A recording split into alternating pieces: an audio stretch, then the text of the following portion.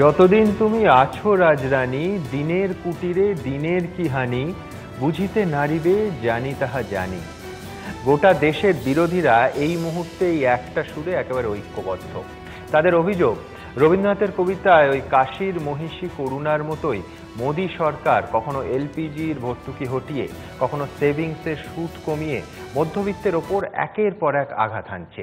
বিরোধীদের বক্তব্য, কেন্দ্রের এই সরকার এত অসংবেদনশীল যে কবি সমর সেনের ভাষায় মধ্যবিত্ত মানুষের বিড়ম্বিত গ্লানির খোঁজই রাখে না। উল্টো দিকে সরকারের যুক্তিটা অর্থনৈতিক। দিনের পর দিন সব শ্রেণীকে ঢালাও ভর্তুকি দিয়ে কোনো রাষ্ট্র নিজের পায়ে দাঁড়াতে পারে না। উপরন্তু এই ঢালাও ভর্তুকি আসলে যাদের জন্য দেয়া হচ্ছে আদৌ তাদের হাতে পৌঁছচ্ছেই না। কাজেই সরকার পক্ষের বক্তব্য, এই সাহসী সরকার সঠিক সময়ে সাহসী সিদ্ধান্ত নিয়েছে। এই দুপক্ষের বক্তব্য নিয়ে আমাদের আজকের যুক্তিতক্ক। সবার প্রস্তাবটি বাঁধা বিরোধী সুরেই। আচ্ছে দিনের টোপ, ভর্তুকিতে কোপ, মোদির দেশে মধ্যবিত্তের যা ইচ্ছে হোক। প্রস্তাবের পক্ষে আমার প্রথম বক্তা সমীর চক্রবর্তী। ধন্যবাদ সুমন বাবু। আমি সর্বপ্রথমেই এবিপি আনন্দকে অসংখ্য অসংখ্য ধন্যবাদ জানাচ্ছি সঠিক সময় এই অনুষ্ঠানটি করার জন্যে। আর বিশেষত যে ক্যাপশনটি করা হয়েছে, আচ্ছে দিনের টোপ, ভর্তুকিতে কোপ, মোদির দেশে মধ্যবিত্তের যা ইচ্ছা হোক। 2014 সাল মে মাস, 125 কোটির ভারতবর্ষের মানুষকে এক স্বপ্ন দেখিয়ে, আচ্ছে দিনের স্বপ্ন দেখিয়ে, মধ্যবিত্ত, নিম্ন মধ্যবিত্ত, উচ্চবিত্ত সকলের ভোট সংগ্রহ করে ভারতবর্ষের প্রধানমন্ত্রী হলেন নরেন্দ্র মোদী। দীর্ঘ 30 বছর পরে, 1984 সালের পরে 2014 সালে এসে দেশের মানুষ একটা দলকে নিরঙ্কুশ সংখ্যাগরিষ্ঠতা দিল, 282টা আসন 30 বছর পরে। তার কারণ ভারতবর্ষের মানুষ আস্থা রেখেছিলেন আচ্ছে দিনের ওপরে। সর্বপ্রথম ঘোষণা ছিল, আমি যদি দেশের প্রধানমন্ত্রী হতে পারি তাহলে ভারতীয়দের বিদেশে রাখা কালো টাকা আমি উদ্ধার করে এনে প্রত্যেকটি গরিব মানুষের ব্যাংক অ্যাকাউন্টে 15 লক্ষ টাকা করে দিয়ে দেব। আমার প্রশ্ন, এই অনুষ্ঠানকে সামনে রেখে ভারতবর্ষের মানুষ একজনও কি বলতে পারেন 15 লক্ষ টাকা পেয়েছেন সরকারের কাছ থেকে? আচ্ছে দিনের টোপ। আমি আমার বক্তব্যের শুরুতেই জানিয়ে রাখি, আমি ভারতবর্ষের নাগরিক। হ্যাঁ, আমি হয়তো তৃণমূল কংগ্রেসের এমএলএ, কিন্তু ভারতবর্ষের নাগরিক। ভারতবর্ষের নাগরিক হিসেবে আমারও প্রধানমন্ত্রীর নাম নরেন্দ্র মোদী। শ্রমিকবাবু উপস্থিত আছেন, বিজেপির নেতা, প্রাক্তন বিধায়ক। তিনি পশ্চিমবাংলায় থাকেন, তার মুখ্যমন্ত্রীর নাম মমতা বন্দ্যোপাধ্যায়। সুতরাং এটা মনে করার কোনো কারণ নেই, যেহেতু আমি তৃণমূল কংগ্রেসের এমএলএ তাই মমতা বন্দ্যোপাধ্যায়ের কথাই বলবো। আর নরেন্দ্র মোদীর সম্বন্ধে বলতে গেলে আমি বলবো, আমার দেশে কোনো প্রধানমন্ত্রী নেই, আমারও প্রধানমন্ত্রীর নাম নরেন্দ্র মোদী। তার কাছ থেকে আমার প্রত্যাশা আছে দেশের নাগরিক হিসেবে। তার কারণ, যারা ওই যে আচ্ছে দিনের লোভ দেখিয়ে ভারতবর্ষের মানুষকে ধোঁকা দিয়ে আজ ঠিক কোন জায়গায় এসে আমরা দাঁড়ালাম, 3 বছর 2 মাসের মধ্যে, 3 বছর 2.5 মাসের মধ্যে। একটা একটা করে আসি। গত সপ্তাহতেই আমরা জানতে পারলাম, এই সপ্তাহতেই, মাফ করবেন, যে আমরা জানতে পারলাম ব্যাংকের সেভিংস ইন্টারেস্টের উপর সরাসরি কোপ। গতকালকে উর্জিত প্যাটেল, রিজার্ভ ব্যাংকের গভর্নর, সেটা প্রেস কনফারেন্স করে জানিয়ে দিলেন 4% করে সুদ পেত মানুষ, কমে হলো 3.5%। নরেন্দ্র মোদী যেদিন ভারতবর্ষের প্রধানমন্ত্রী হয়েছিলেন 26শে মে 2014 সাল, সেদিন ভারতবর্ষের ফিক্সড ডিপোজিটের যে কোনো ব্যাংকে ইন্টারেস্ট রেট ছিল, সুদ পেতেন মানুষ 9.5%, 1 বছরের জন্য রাখলে। আজকে কত? 6.5%। ভারতবর্ষের মানুষ পিপিএফ, পাবলিক প্রভিডেন্ট ফান্ড, তাতে সুদ পেতেন 8.75%, প্রায় 9%। আজকে কত? 7.80%। প্রভিডেন্ট ফান্ড, ভারতবর্ষের মানুষ সুদ পেতেন 8.75%, আজকে কমে 1%-রও বেশি, 7.8%। এই যে মানুষদের কথা আমি বলছি, এরা কারা? যারা চাকুরিজীবী, যারা শ্রমজীবী, যারা কিছু ব্যবসা করে, কিছু উপার্জন করে, ভবিষ্যতের কথা চিন্তা করে তাদের সঞ্চিত অর্থে ব্যাংকে রেখেছে, যারা আগামী দিনের ভবিষ্যৎটা এবং রুটি রুজি তার উপরে নির্ভর করে, সেই মানুষগুলো আজ কোথায় গিয়ে দাঁড়াবে? সারা ভারতবর্ষে চাকরি করে বা এই ধরনের কাজ কারবার করে খায় সংখ্যাটা কিন্তু 16 কোটিরও বেশি। তাদের ভবিষ্যৎটা আজকে কোনখানে নিয়ে এসে ফেললেন? প্রকারান্তরে তাদের কি মোদী সরকার আপনারা বাধ্য করছেন না চিটফান্ড নামক সংস্থাগুলোকে উৎসাহ প্রদানের জন্য, বেশি টাকার জন্য, তাদের দিন নির্বাহ করার জন্য, তাদের সংসার চালানোর জন্য? আজকে এটা আমার প্রশ্ন সাধারণ মানুষের কাছে, যে এই আছে দিনের জন্য কি ভারতবর্ষের মানুষ দুহাত তুলে আশীর্বাদ করেছিলেন? বিখ্যাত অর্থনীতিবিদরা বসে আছেন আমার উল্টো দিকে, হয়তো তারা তর্কের জাল বুনবেন, তারা আন্তর্জাতিক অর্থনীতি বোঝাবেন। আমি শুধু স্মরণ করিয়ে দিয়ে একটা কথা বলতে চাই, আমেরিকার জনসংখ্যাটা 30 কোটি, ভারতবর্ষের জনসংখ্যাটা 125 কোটি। তার মধ্যে 40 কোটি মানুষ দারিদ্র সীমার নিচে বসবাস করে। ইউরোপের এক একটা দেশ, কোথাও 30 লক্ষ, কোথাও 40 লক্ষ, কোথাও 60 লক্ষ, কোথাও 1 কোটি মানুষ, সেখানে যেটা অ্যাপ্লিকেবল, তারা যেটাকে সার্ভাইভ করতে পারে, ভারতবর্ষের মানুষ সার্ভাইভ করতে পারবে না। আমরা তো সবাই মিলে বলছি মোদী সাহেব তুমি সবাই প্রধানমন্ত্রী, 125 কোটি মানুষের তুমি প্রধানমন্ত্রী। উনি বলছেন না, আমি শুধু 10 লক্ষ ধনী ভারতীয়র প্রধানমন্ত্রী। মধ্যবিত্ত, নিম্ন মধ্যবিত্ত, গরিব মানুষ উচ্ছন্নে যাক, তাদের দিকে তাকাবার কোনো ফুরসত আমার নেই। তারা থাকতে হয় থাকুক, মরতে হয় মরুক, সেই দিক নির্দেশ পরিষ্কারভাবে। এলপিজি গ্যাস যেটা ভর্তুকি সমেত পাওয়া যেত 2014 সালের মে মাসে 414 টাকায়, আজকে 476 টাকা, ভর্তুকি কমাতে কমাতে। কেরোসিন তেল, কেন্দ্রীয় সরকার 30,000 কোটি টাকা ভর্তুকি দিতেন বছরে। এই বছরের টার্গেট সাবসিডি বা যে লক্ষ্যমাত্রা স্থির করে দিয়েছেন 5,500 কোটি। 30,000 কোটি টাকা থেকে নামিয়ে 5,500 কোটি টাকা, মানুষের চলবে কি করে? প্রশ্নটা কাকে জিজ্ঞাসা করব? শুধু মন কি বাত অনুষ্ঠানে মনের সুন্দর সুন্দর কথাগুলো বলে স্বপ্নের যান বুনে আচ্ছে দিনের স্বপ্ন মানুষকে দেখানো যায়, মৃত্যু পথযাত্রী করে দিচ্ছেন সারা ভারতবর্ষের ওই বাদবাকি 124 কোটি 90 লক্ষ মানুষকে। আর শুধু 10 লক্ষ ধনী ব্যক্তিদের প্রধানমন্ত্রী হয়ে রোজ যদি বিবৃতি দেন, তাহলে বাহবা পুরনো যাবে ওই 10 লক্ষ মানুষের, আর অভিশাপ পুরবেন 124 কোটি 90 লক্ষ মানুষের। নির্দ্বিধায় কথা বলতে পারি, অনেক কথা শোনা যাবে। তারা হয়তো কখনো বলবেন আন্তর্জাতিক অর্থ ভান্ডার বা IMF বা বিশ্ব ব্যাংক, ওয়ার্ল্ড ব্যাংক তারা নীতি নির্ধারণ করছে। আবার বলছি, যে ওষুধটা আমেরিকায় প্রয়োগ করা যায়, যে ওষুধটা ইউরোপের দেশে প্রয়োগ করা যায়, ভারতবর্ষের মতো এই বিশাল দেশে, এত জনবহুল দেশে সেটা কিন্তু প্রয়োগ করা সম্ভব নয়। এখানে কিন্তু সবার কথা চিন্তা করতে হবে, সে জিনিসটা পরিষ্কার করে মনে রাখুন। সকালবেলা উঠলাম, একটা নতুন নতুন চিন্তা মাথায় নিয়ে একদিন বললাম নোটবন্দি, সারা ভারতবর্ষের নোট বাতিল। আমার প্রশ্ন, এই সরকার এখনো পর্যন্ত কেন, গত বছরের 8ই নভেম্বর, আজ থেকে 10 মাস আগে নোটবন্দি হয়ে গেছে, কেন এখনো পর্যন্ত জানাতে পারলেন না কত কালো টাকা উদ্ধার হলো? তাহলে কার স্বার্থে নোটবন্দি হয়েছিল আমরা জানতে চাইব না? তাহলে তো প্রশ্ন করব, জিডিপি বা গ্রস ডোমেস্টিক প্রোডাকশন, সেটা আভ্যন্তরীণ যে উৎপাদন, যেদিন মনমোহন সিং ক্ষমতা থেকে চলে যাচ্ছেন, নরেন্দ্র মোদী সাহেব আসছেন, 7.8%, আজকে কমে 6.1%।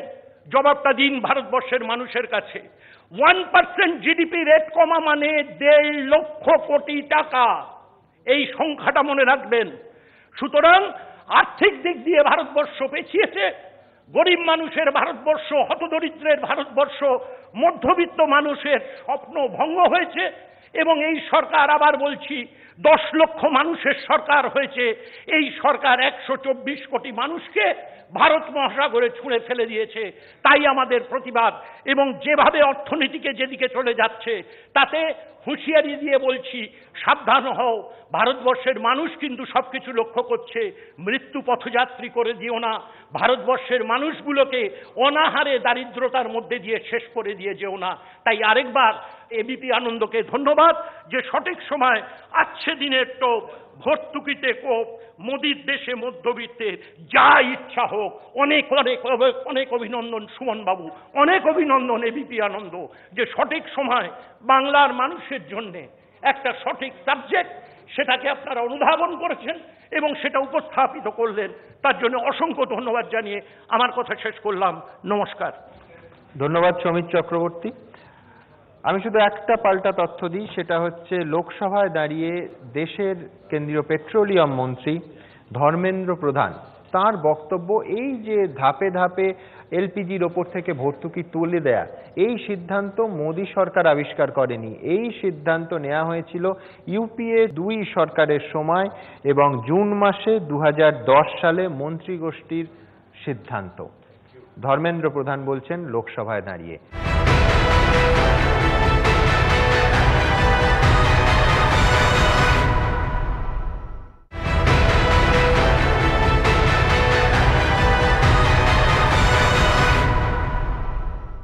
আমার প্রস্তাবের বিপক্ষে প্রথম বক্তা সমীক ভট্টাচার্য।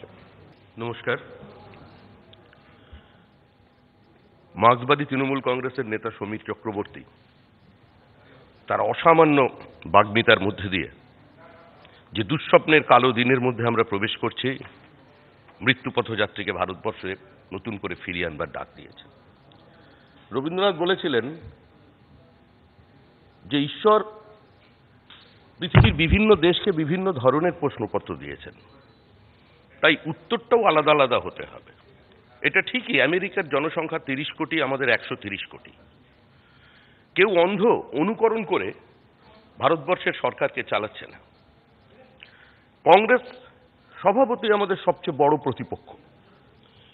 কিন্তু 1990-এর দশকে যখন ডক্টর মনমোহন সিং, নরসিমা রাওরা সংস্কারের পথে হেঁটেছিলেন, আমরা মনে করেছিলাম that was the beginning of the end of licence quota permit raj. কিছু ত্রুটি বিচ্যুতি নিয়ে কেউ সমালোচনা করতে পারে, কিন্তু মূলগতভাবে আমরা তাকে সমর্থন করেছিলাম, স্বাগত জানিয়েছিলাম। আজকের ভারতবর্ষ বিচ্ছিন্ন হয়ে বাঁচতে পারে না। We are living in a global village. দরজা জানলা সম্পূর্ণ বন্ধ করে দিয়ে আমরা নিজেদের পৃথিবী থেকে বিচ্ছিন্ন করে নিয়ে যেতে পারি না। একটা সরকার চালাবে, সরকার নীতি নির্ধারণ করবে, সরকার বিনিয়োগের পরিবেশ তৈরি করবে, সরকার ইনফ্রাস্ট্রাকচার বানাবে, সরকার প্রতিযোগিতার উপযুক্ত পরিবেশ প্রতিযোগীদের উপহার দেবে। সরকার সাইকেল কারখানা চালাবে না, সরকার বাল্বের কারখানা চালাবে না। এটা তো সঠিক। যে কংগ্রেসের যে বক্তব্য ছিল তারা উপস্থাপিত করেছিলেন মানুষের সামনে, কিন্তু তার প্রয়োগকে সম্পূর্ণ করে যেতে পারেননি। কখনো বলেছিলেন বামেদের কারণে, কখনো নীতিহীনতা নয় নীতিপঙ্গুত্বের কারণে। 10 বছর ডক্টর মনমোহন সিং দেশের প্রধানমন্ত্রী থেকেও তিনি সেই সংস্কারের পথে ভারতবর্ষকে নিয়ে যেতে পারেননি, তার জন্য আক্ষেপও করেছিলেন। আর দুর্ভাগ্যের বিষয়, আমাদের সংবাদপত্র বিভিন্ন সময় বিভিন্নভাবে বিভিন্ন রাজনৈতিক নেতাদের বক্তব্য, বিভিন্ন অর্থমন্ত্রীর বাজেটকে উপস্থাপিত করেন। অরুণ জেটলি বাজেট পেশ করলেন, বললেন চরম হতাশার দিকে, সংস্কারের পথে হাঁটার সাহস দেখালেন না জেটলি, খবরের কাগজের প্রথম পাতায়। আজকে সরকার সংস্কারের পথে চলতে চাইছে, কিন্তু এই সরকার কখনোই দরিদ্র বিরোধী, জনবিরোধী, শ্রমিক বিরোধী, কৃষক বিরোধী অবস্থান নিয়ে ভারতবর্ষের মানুষের সামনে দাঁড়ায়নি। জনধন প্রকল্প হয়েছে, মুদ্রা লোন হয়েছে, সরকার উজালা প্রকল্পের মধ্যে দিয়ে যাদের প্রকৃত এলপিজি গ্যাস পাওয়ার কথা, যারা প্রকৃত দরিদ্র, তাদের কাছে পৌঁছে দেবার চেষ্টা করেছে। সরকার বলেছে দেশ গঠনের কাজে অর্থনীতিকে স্বনির্ভর করবার জন্য জনগণের সহযোগিতা চাই, দেশবাসীর সহযোগিতা চাই। তাদের আহ্বান জানিয়েছেন। কিছু মানুষ ভর্তুকি তারা নিজেরা ছেড়ে দিয়েছেন। আবার পরিকল্পনা আসছে যে 60 বছরের ওপরে রেলের টিকিটের ক্ষেত্রে সিনিয়র সিটিজেনরা যে সুবিধা পান, সেটাকে অপশনাল করে দিচ্ছেন, মানুষের উপরে ছেড়ে দিচ্ছেন। যে আপনারা যদি মনে করেন আপনারা এটা নিতে পারেন যদি মনে করেন এটা ছাড়তে পারেন। কারণ একটা রেলওয়ে টিকিটের পিছনে রেলের অন্তত 43% টাকা কেন্দ্র সরকারকে দিতে হয়, রেল অথরিটিকে দিতে হয়, যাত্রীকে দিতে হয় না। এই অবস্থার মধ্যে দাঁড়িয়ে আমরা মানুষের সামনে যেটা তুলে ধরতে চেয়েছি যে দীর্ঘদিন একটা সমাজ, একটা দেশ ভর্তুকি নির্ভর হয়ে থাকতে পারে না। টার্গেটেড ক্লাসের মাসের কথা বলছেন, কেরোসিনের দিকে তাকিয়ে দেখুন। কেরোসিন সাদা থেকে নীল হয়ে গেল, খোলা বাজারে কেরোসিন বিক্রি হচ্ছে। কেরোসিনকে মেশানো হচ্ছে পেট্রোলের সঙ্গে। আমাদের কিছু গ্লোবাল কমিটমেন্ট আছে, এভাবে পরিবেশ দূষণ করতে দেওয়া যায় না। বাংলাদেশের ওপারে চলে যাচ্ছে নীল কেরোসিন, কজন আটকাতে পেরেছেন? কে রুখতে পারবেন? সরকার ফার্টিলাইজারে ভর্তুকি দেয়, কৃষক আত্মহত্যা করছে, কিন্তু মহাজন তাদের কোনোদিন অবস্থার পরিবর্তন হচ্ছে না। সুবিধা কে পাচ্ছে? ভর্তুকি ব্যবস্থা একটা অস্বচ্ছতা তৈরি করেছে। ভর্তুকি ব্যবস্থা ভারতবর্ষের মতো একটা দেশে বিভিন্ন ক্ষেত্রে বিভিন্ন ধরনের দুর্নীতির জন্ম দিয়েছে। সমীর চক্রবর্তী নিঃসন্দেহে বললেন যে উনি আমারও প্রধানমন্ত্রী এবং এ রাজ্যের যিনি মুখ্যমন্ত্রী তিনি আমারও মুখ্যমন্ত্রী, আর সেই জন্য এ রাজ্যেই উজালা প্রকল্পের দ্বিতীয় স্থানে আছে যারা মহিলারা উজালা প্রকল্পের মধ্য দিয়ে গ্যাস পেয়েছেন। এ রাজ্যে যে 2 টাকা কেজি চাল দেয়া হয়, সেই চালের ওপরে ওই চালটা পাওয়ার জন্য কেন্দ্রীয় সরকারের প্রতি কেজিতে 27 টাকা ভর্তুকি থাকে, কেন্দ্রীয় সরকার দিচ্ছে। একটা ওয়েলফেয়ার স্টেটে সরকার দিচ্ছে, যতটুকুনি প্রয়োজন সরকার পুরোটা না পারলেও চেষ্টা করছে। কিন্তু রাতারাতি যদি একটা সংস্কারের সিদ্ধান্ত গ্রহণ করা হয়, সেখানে টিদিং প্রবলেম থাকে। সাময়িকভাবে মানুষের সামনে কিছু বিরূপ প্রতিক্রিয়া কারোর ক্ষেত্রে হতে পারে, কিন্তু একই সঙ্গে যেরকম ব্যাংকের ইন্টারেস্ট কমছে, সমীরবাবুর বলা উচিত ছিল হাউজিং লোনের ক্ষেত্রেও ইন্টারেস্ট কমেছে, কার লোনের ক্ষেত্রেও ইন্টারেস্ট কমেছে। বাজারে প্রতিযোগিতা চাই, আজ না হলে কাল ব্যাংক নির্ভর নয়, আপনাকে শেয়ার মার্কেট নির্ভর হতে হবে। ব্যাংক ছাড়াও অন্যান্য জায়গায় বিনিয়োগ করতে হবে। টাকা এক জায়গায় বস্তাবন্দি করে ফেলে রাখা যাবে না।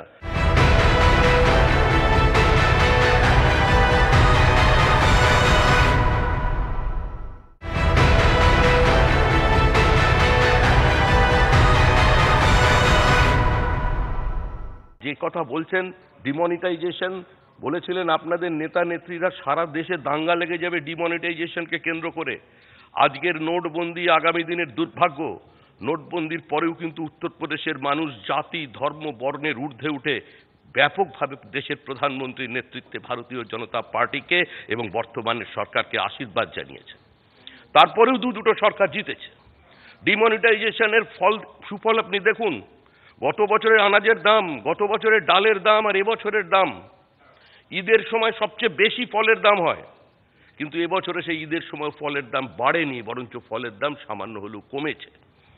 নোটবন্দি নিয়ে বিতর্ক হতে পারে, অর্থনীতি নিয়ে বিতর্ক হতে পারে, কিন্তু কেন্দ্রীয় সরকারের যে কোনো পদক্ষেপ নেওয়ার সঙ্গে সঙ্গে তার বিরোধিতা, এটা শুধুমাত্র বিরোধিতার জন্যই বিরোধিতা।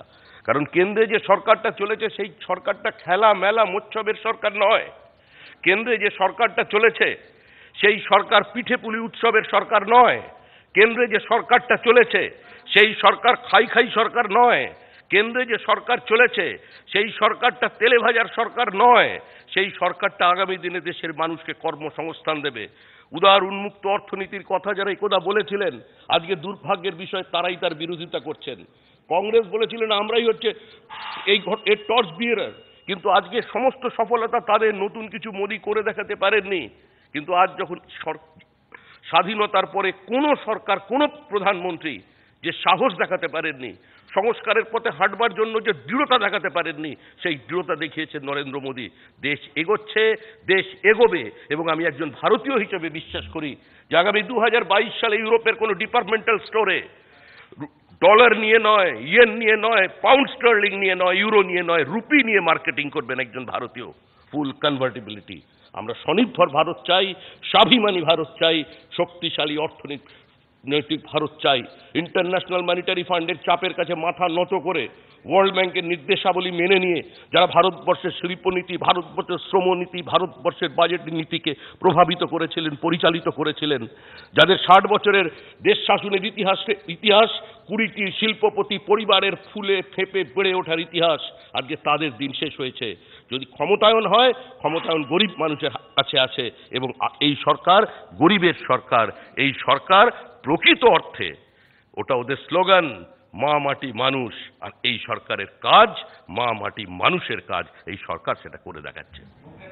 ধন্যবাদ শ্রমিক ভট্টাচার্য। অত্যন্ত দৃঢ়তার সঙ্গে শ্রমিক ভট্টাচার্য অর্থনৈতিক সংস্কারের যুক্তিগুলো তুলে ধরছিলেন। কোনো সন্দেহ নেই যে ভর্তুকি নির্ভর একটা ব্যবস্থা দীর্ঘদিন চলতে পারে না, কিন্তু পাশাপাশি আমার প্রশ্ন, কৃষি ঋণ মুকুব, তাতে ভর্তুকি লাগে না? উত্তরপ্রদেশে নির্বাচনের আগে আমরা কি দেখলাম? ঢালাও প্রতিশ্রুতি, সেই প্রতিশ্রুতি পালন এবং ক্রমশ কৃষি ঋণ মুকুবের যে দাবি তা গোটা দেশে ছড়িয়ে পড়া।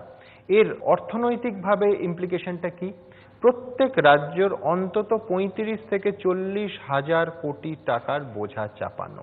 এটা নিয়ে সন্দেহের অবকাশ নেই। আবার বলছি যে ভর্তুকি নির্ভর ব্যবস্থা চলতে পারে না, কিন্তু এয়ার ইন্ডিয়ায় যে ভর্তুকিটা দেওয়া হচ্ছে সেটাও কি খুব প্রয়োজন? সাধারণ মানুষ, শ্রমিক ভট্টাচার্যের ভাষায় মা মাটি মানুষের কাছাকাছি থাকা, সেই মানুষ, সেই প্রান্তিক মানুষের খুব জরুরি। আমি একটা ছোট্ট ফিগার দিয়ে আমার পরের বক্তার কাছে যাব। 2012 থেকে 2016 সাল পর্যন্ত প্রায় 22,000 কোটি টাকা এয়ার ইন্ডিয়ায় ভর্তুকি দেয়া হয়েছে। আমার প্রস্তাবের পক্ষে দ্বিতীয় বক্তা ওম প্রকাশ মিশ্র। আজকে দিনের টোপ ভারতবর্ষের মানুষ গিলেছিল, এখন আবার চারিদিকে আওয়াজ উঠছে, কই লৌটা দে মেরে বিতে হুয়ে দিন। মানুষ আবার পূর্বতন জায়গাতে ফিরে যেতে উদ্গ্রীব। ভীষণ ভয়ঙ্কর রকমের প্রতারণার শিকার হয়েছেন তারা। পৃথিবীর ইতিহাসে কোনো উদাহরণ নেই যেখানে একই সঙ্গে একই যোগে কোটি কোটি মানুষকে প্রতারিত করা হয়েছে মিথ্যে প্রতিশ্রুতির উপর ভিত্তি করে। 2 কোটি চাকরির কথা বলা হয়েছিল, প্রতি বছর বেশ কয়েক লক্ষ চাকরি বরঞ্চ কমে যাচ্ছে। ডিমনিটাইজেশনের কথা বলা হয়েছে, কেউ অস্বীকার করতে পারবেন না যে সরাসরি ডাইরেক্টলি 15 লক্ষ মানুষ তারা কাজ হারিয়েছেন। আর সেই নোট গোনার কাজ তো এখনো শেষ হলো না। ভর্তুকি কোথায় থেকে আসে, কারা দেয়? আমরা দিই না, ট্যাক্স দিই না? ভারতবর্ষের মানুষ ট্যাক্স দেয় না? এই ট্যাক্সেশন পলিসি সেটা যদি অ্যাকুমুলেটিভ হয়, সেটা যদি সমস্ত স্তরের মানুষের কাছ থেকে ম্যাক্সিমাম পসিবল ট্যাক্স সংগ্রহ করা হয়, তাহলে কি গভর্নমেন্টের এটা গুরু দায়িত্ব হবে না যে যারা দারিদ্র সীমার নিচে আছেন, যারা নিম্নবিত্ত, যারা মধ্যবিত্ত, তাদের জন্য বেশ কিছু সুযোগ সুবিধা সম্প্রসারণের ব্যবস্থা করা? এই সম্প্রসারণ, এই সুযোগ সুবিধা সেটাকে নতুন করে সৃষ্টি করা তো দূরের কথা। যেই সমস্ত সুযোগ সুবিধা বা যেই সমস্ত সেফটি নেট, সেফটি ভালভ ভারতবর্ষের মানুষ অভ্যস্ত, যারা পেয়ে এসছে বা তার উপর ভিত্তি করে একটা ন্যূনতম বেসিসে তাদের জীবনযাত্রার মানকে সসম্মানের সঙ্গে তারা বেঁচে থাকতে চাইছে, তার উপর বারবার করে কেন্দ্রীয় সরকার আঘাত হানছে। আজকে ইন্ডেক্স অফ ইন্ডাস্ট্রিয়াল প্রোডাকশন 1% নেমেছে। ম্যানুফ্যাকচারিং সেক্টর গত 9 বছরের মধ্যে সর্বনিম্ন ম্যানুফ্যাকচারিং সেক্টরের গ্রোথ। জিডিপির কে ক্যালকুলেট করবার যে বেস আর বেসিস, সেটাকে চেঞ্জ করবার মধ্য দিয়ে আন্তর্জাতিক অর্থনীতিবিদদেরকে, আন্তর্জাতিক প্রতিষ্ঠানকে আর ভারতবর্ষের মানুষকে প্রতারণা শিকার হতে হয়েছে। কিন্তু দেখা যাচ্ছে যে যেই বেসিসে 2014 পর্যন্ত জিডিপি ক্যালকুলেট হতো, আজকে যদি সেই বেসিসটাকে দেখা হয় তো জিডিপি গ্রোথটা কিন্তু কমে গেছে সর্বত্র। কিন্তু তাই জন্য আওয়াজ উঠছে যে আগে যেটা তথাকথিত নাকি যে বুড়ে দিন ছিল, সেটা কিন্তু মন্দ ছিল না, এবং সেই দিনটা, সেই সময়টা কিন্তু এখনকার যে ভয়ঙ্কর বিপজ্জনক যে পরিস্থিতি তার থেকে অনেক অনেক বেশি সেটা সুখদায়ী ছিল। 2014 পর্যন্ত আন্তর্জাতিক বাজারে পেট্রোলের দাম কত ছিল, কত শতাংশ আজকে নেমে গেছে। কত শতাংশ এই পেট্রোলের দাম নেমে গেছে, কিন্তু তার কোনো সুযোগ সুবিধা ভারতবর্ষের মানুষ কি পাচ্ছেন? কেন পেট্রোলকে জিএসটির আন্ডারে করা হচ্ছে না? কেন যখন বিরোধী রাজনৈতিক দলগুলি বলেছিল যে 14% থেকে 16% এর বেশি জিএসটি ধার্য করাটা ঠিক হবে না, কেন রাজ্যসভাতে কংগ্রেসকে অন্যান্য বিরোধী দলগুলিকে মিথ্যে কথা বলা হয়েছিল যে গোটা বিষয়টা রাজ্যসভার কাছে নিয়ে আসা হবে? যখন কংগ্রেসের পক্ষ থেকে বলা হয়েছিল যে কোনোভাবেই 18%-এর বেশি ট্যাক্স হতে পারে না, এটা সংবিধান সংশোধনীতে উচিত লিপিবদ্ধ করতে হবে, বলা হয়েছিল এটা নাকি করা যাবে না। আর আজকে মানুষ নতুন করে আরো ভয়ঙ্করভাবে প্রতারিত হয়েছেন। নানা দিক আছে, অন্যান্যরা বক্তারা সেটাকে উন্মোচিত করেছেন। আমরা জানি পাবলিক প্রভিডেন্ট ফান্ডে, কিষাণ বিকাশ পত্রতে, আমাদের ব্যাংক অ্যাকাউন্ট ট্রানজ্যাকশনে, সেভিংসে, প্রত্যেকটা জায়গাতে মানুষের উপর নতুন নতুন আর কি বিধিনিষেধ আরোপ করা হচ্ছে। যেই সমস্ত সুযোগ সুবিধাগুলি ছিল সেগুলিকে সংকুচিত করা হচ্ছে, সেগুলিকে সরিয়ে দেওয়া হচ্ছে। তার ফলে আজকে দেখা যাচ্ছে যে ভারতবর্ষে কেউ কিন্তু আজকে দিনের কথা, আজকে দিনের গুণগান করতে তারা কিন্তু রাজি না। আজকে যদি আপনি সাবসিডির কথা যেহেতু এসছে, তো সাবসিডি কি আমেরিকাতে নেই? 2500 বিলিয়ন আমেরিকান ডলার আমেরিকানরা তারা বিনিয়োগ করছে সাবসিডি হিসাবে। এখন থেকে নয়, সে 1862 সাল থেকে সাবসিডি চলছে। এবং সাবসিডি হায়ার এডুকেশনের জন্য দরকার, সাবসিডি হেলথের জন্য দরকার। আজকে প্রত্যেকটা বিষয়ে আমরা দেখছি যে সমস্ত কিছুর দামগুলি ঊর্ধ্বমুখী হচ্ছে। আর যেগুলিকে বলা হচ্ছে যে মুদ্রাস্ফীতি নাকি কমেছে, একেবারেই সেটা কমেনি। প্রত্যেকটা মানুষ তাদের নিজের জীবনের অভিজ্ঞতার মধ্য দিয়ে দেখতে পাবেন যে যেই সমস্তকে বেস করে মুদ্রাস্ফীতি ক্যালকুলেট করা হয়, সেগুলির মধ্যে অনেকগুলি ফ্যাক্টর আছে যেখানে আর কি কোনো গ্রোথ হচ্ছে না, এবং তাই জন্য মুদ্রাস্ফীতির স্কোপটা কমে গেছে। কিন্তু মুদ্রাস্ফীতি কমেছে বলে জিনিসপত্রের দাম কমে গেছে? তাহলে এই সরকার নতুন নতুন রকমের মানুষের সঙ্গে প্রতারণা করছে। আজকে সায়েন্টিফিক কমিউনিটি ভারতবর্ষের তারা বঞ্চিত হচ্ছেন, যে স্কলারশিপগুলি রয়েছে, যে প্রজেক্টগুলি রয়েছে, সেগুলি তারা পাচ্ছেন না। আজকে এমফিল পিএইচডি যারা করছেন, উচ্চশিক্ষার সঙ্গে যারা যুক্ত হতে চাইছেন, তাদের সমস্ত রকম স্কোপগুলিকে সংকুচিত করে দেওয়া হচ্ছে। আজকে যেই সমস্ত মানুষ 80% এল্ডারলি পার্সন, তারা যারা ব্যাংকের সুদের উপর নির্ভরশীল, তারা কিন্তু আজকে কোনো রকম সুযোগ সুবিধা তাদের সংকুচিত করা হচ্ছে। যেটা 4% ছিল সেটা আরো কমিয়ে 3.5% করা হয়েছে, আর সেটা আগামী দিনে আরো কমিয়ে দেওয়া হবে বলে ঘোষণাও করা হয়েছে কার্যত। আর আজকে খেয়াল করে দেখবেন, এটা বলে আমি শেষ করতে চাই যে কিছু মানুষের সরকার বলেছেন তো যে ব্যাংকে 1 কোটি টাকার উপর বেশি যারা রাখবেন তাদের ক্ষেত্রে সুদের হার অপরিবর্তিত থাকবে, অর্থাৎ 4% থাকবে। বাদ বাকি মানুষদের সেই সুদের হারটা কমে 0.5% কমে 3.5% হবে। আর জানেন কাদের কাছে তাদের ব্যাংকের সেভিংস অ্যাকাউন্টে 1 কোটি টাকা বা তার বেশি আছে? মাত্র 10% মানুষের কাছে, স্টেট ব্যাংকের এস্টিমেশন। অর্থাৎ এই সরকারটা 10%-এর মানুষের স্বার্থ, উচ্চবিত্তদের স্বার্থ, অর্থাৎ যারা এনপিএ করেছেন, যারা ব্যাংকের কাছ থেকে হাজার হাজার কোটি টাকা অনাদায়ী ঋণে আবদ্ধ, তাদের স্বার্থে এই সরকার চলছে। আদানি আম্বানিদের স্বার্থে সরকার চলছে। নিম্নবিত্ত, মধ্যবিত্ত, কৃষক, ছাত্র, গবেষক মহল এবং সাধারণ মানুষ আজকে তারা প্রত্যেকেই বিপর্যস্ত হয়েছেন। তার সবচেয়ে বড় কারণটা হচ্ছে যে তারা আজকে দিনের টোপ গিলেছেন। আর যেটা দিয়ে শুরু করেছিলাম সেটা দিয়ে শেষ করব। তাই জন্য সবাই এখন চাইছেন কই লৌটা দে মেরে বিতে হুয়ে দিন। সেই বিতে হুয়ে দিনটা আর কি অনেক অনেক উজ্জ্বল ছিল, অনেক অনেক গৌরবময় ছিল, অনেক অনেক প্রোগ্রেসিভ ছিল, এবং আজকে এই আজকে দিনের টোপ ভারতবর্ষকে গিলতে ভীষণ কষ্ট হচ্ছে সবার। এবং শুধু তাই নয়, এটা আগামী দিনের আর কি ভারতবর্ষের অর্থনীতিকে আর কি আরো বেশি করে দুর্বল করবে। অনেক ধন্যবাদ ওম প্রকাশ মিশ্র।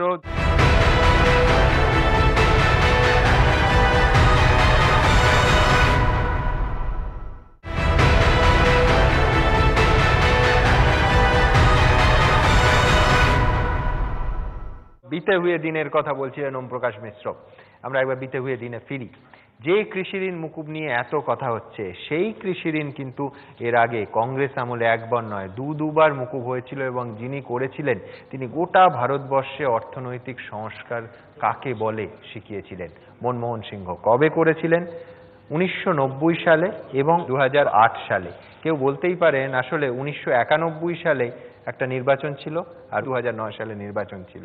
অর্থাৎ আমরা কি এই সিদ্ধান্তে আসতে পারি যে আসলে রাজনীতি অর্থনীতিকে নিয়ন্ত্রণ করে?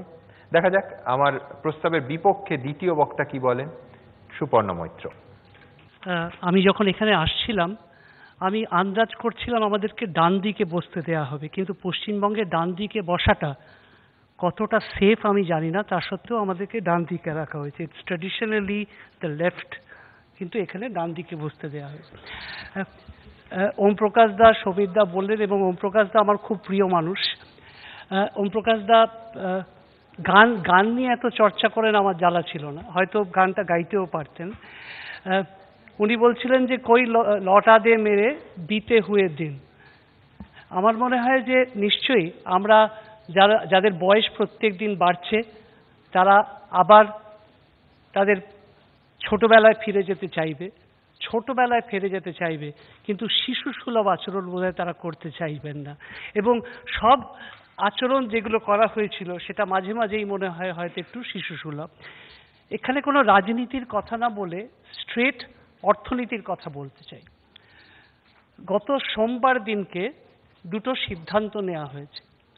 একটা হচ্ছে সেভিংস ব্যাংকের যে ইন্টারেস্ট রেটটা ছিল সেটা 6 বছর পরে, তার কারণ এপ্রিল 2010 সালে রিজার্ভ ব্যাংক অফ ইন্ডিয়া একটা সিদ্ধান্ত নেন যে তারা সেভিংস ব্যাংকের ইন্টারেস্ট রেটটা 3.5% থেকে বাড়িয়ে 4% করবেন, এবং 2011 সালে সেটা ডিরেগুলেট করে দেওয়া হয়। কিন্তু 6 বছর অবধি কেউ সেই সাহসটা দেখাননি। স্টেট ব্যাংক অফ ইন্ডিয়া বাধ্য হন তার ইন্টারেস্টটা নামাতে। কেন তারা নামাতে বাধ্য হয়েছেন? এই জন্যই বাধ্য হয়েছেন, তার খুব কতগুলো সঙ্গত কারণ আছে। শোভিত দাও বলেছেন, ওম প্রকাশ দাও বলেছেন।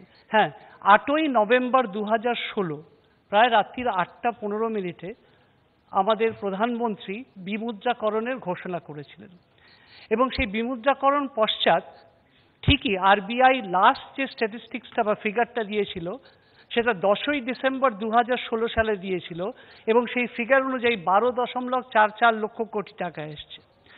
এসবিআই বলেছে যে বিমুদ্রাকরণের জন্যে তাদের অ্যাকাউন্টে হিউজ ক্যাশ আসে, প্রায় 1.5 লক্ষ কোটি টাকা মতো তারা বলেছে যে আমাদের ওখানে আসে।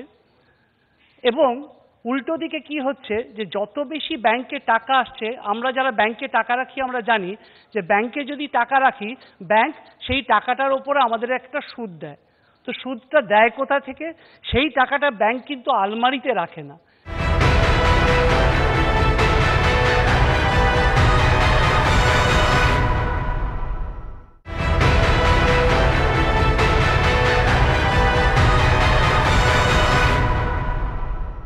আমরা যারা ব্যাংকে টাকা রাখি আমরা জানি যে ব্যাংকে যদি টাকা রাখি ব্যাংক সেই টাকাটার ওপরে আমাদের একটা সুদ দেয়। তো সুদটা দেয় কোথা থেকে? সেই টাকাটা ব্যাংক কিন্তু আলমারিতে রাখে না, সেই টাকাটা ব্যাংকের থেকে আবার কেউ ধার করে, তারা কোনো প্রকল্পে বিনিয়োগ করে, এবং সেই বিনিয়োগ করার পরে যদি কোনো মুনাফা হয় সেই মুনাফার অংশটা ব্যাংককে দেন। ব্যাংক তার প্রশাসনিক খরচাটা বাদ দিয়ে যারা সেই ব্যাংকে টাকা রেখেছেন তাদেরকে একটা সুদ দেন। দেখা গেল যে এই যে ইন্টারেস্ট রেটটা মাত্র রিপো রেট বা রিভার্স রিপো রেট সেটা গতকালই কম করা হয়েছে, তার আগে কিন্তু ক্রেডিট অফটেক, কেন ইন্ডাস্ট্রি বারবারই বলছিল যে এত বেশি সুদ দিয়ে আমরা ব্যাংক থেকে লোন নেব না, এটা একটা সমস্যা। আরেকটা সমস্যা হচ্ছে অনাদায়ী লোনের কথা ওম প্রকাশ দা বলেছেন, প্রায় 8 লক্ষ কোটি টাকা হচ্ছে স্ট্রেসড অ্যাসেটস, এবং সেখান থেকে কোনো ইন্টারেস্টও পাওয়া যাচ্ছিল না। সুতরাং এবং 60% ডিমনিটাইজেশনের পক্ষে যে টাকাটা এসছে সেই টাকাটাও দিয়ে দিতে হলো। গত বছর থেকে ব্যাংক একটা নতুন সিস্টেম তৈরি করে, এবং সেই সিস্টেমটার নাম হচ্ছে MCLR বা marginal cost of fund for lending rates. হঠাৎ যদি সেই টাকাটা আসার পরে সেই টাকাটা বেরিয়ে যায়, ব্যাংকের পক্ষে তখন একটাই সিদ্ধান্ত নেওয়ার ছিল যে তারা কিছু না কিছু করে ব্যাংকটাকে করবে, সেই জন্য তারা 50 বেসিস পয়েন্টস বা তারা 5% কমিয়েছেন।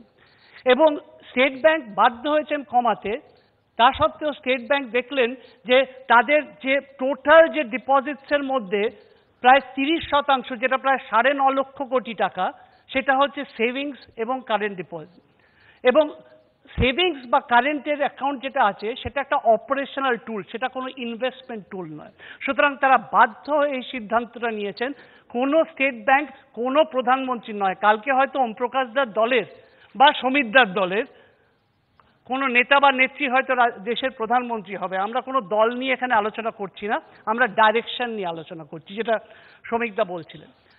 গ্যাসের সাবসিডির কথা হচ্ছে 2014 সালে পর থেকে প্রায় 6.68 কোটি ভুয়ো গ্যাসের কানেকশন বার করা যায়।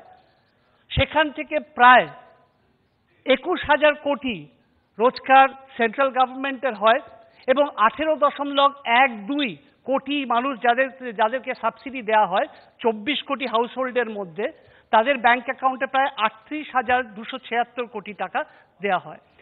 এখন যেটা বলা হচ্ছে বারবার যে আমাকে পুরনোভাবে থাকতে হবে, নিশ্চয়ই তেলা মাথায় তেল দেওয়া যাবে না, আসল যারা লোক তাদেরকে দিতে হবে। এবং সুমনবাবু খুবই ভালো করে সব সময় সঞ্চালনা করেন, প্রোগ্রামগুলো করেন।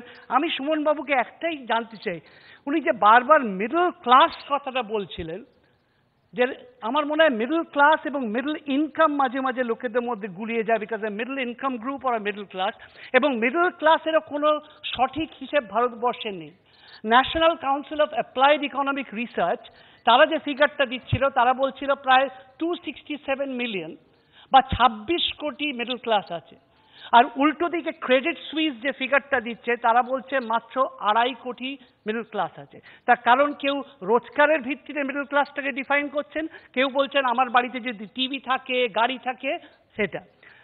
আজকে যে, এবং আমি ওম প্রকাশ দাকে কোনো রকমভাবে ওনার সাথে একমত হয়েই বলবো, ফিক্সড ডিপোজিট এবং সেভিংস ব্যাংকে ইন্টারেস্ট রেট আরো কমবে। তার কারণ, এবং হয়তো ব্যাংক এটাও বলতে পারে যে আপনাদের টাকা আমি রাখছি, তার জন্য আপনি আমায় টাকা দিন, এই দিনটাতেও আমরা যাব। সুতরাং যেদিকে আমরা যাচ্ছি, মার্কেট লিঙ্ক করতে হবে, ঠিকই বলেছেন। আর 2 মিনিট আই উইল টেক। সত্যি এই দেশে ট্রেডিশনালি মানুষ এবং যারা রিটায়ার করেছেন তারা ব্যাংকে টাকা রাখেন।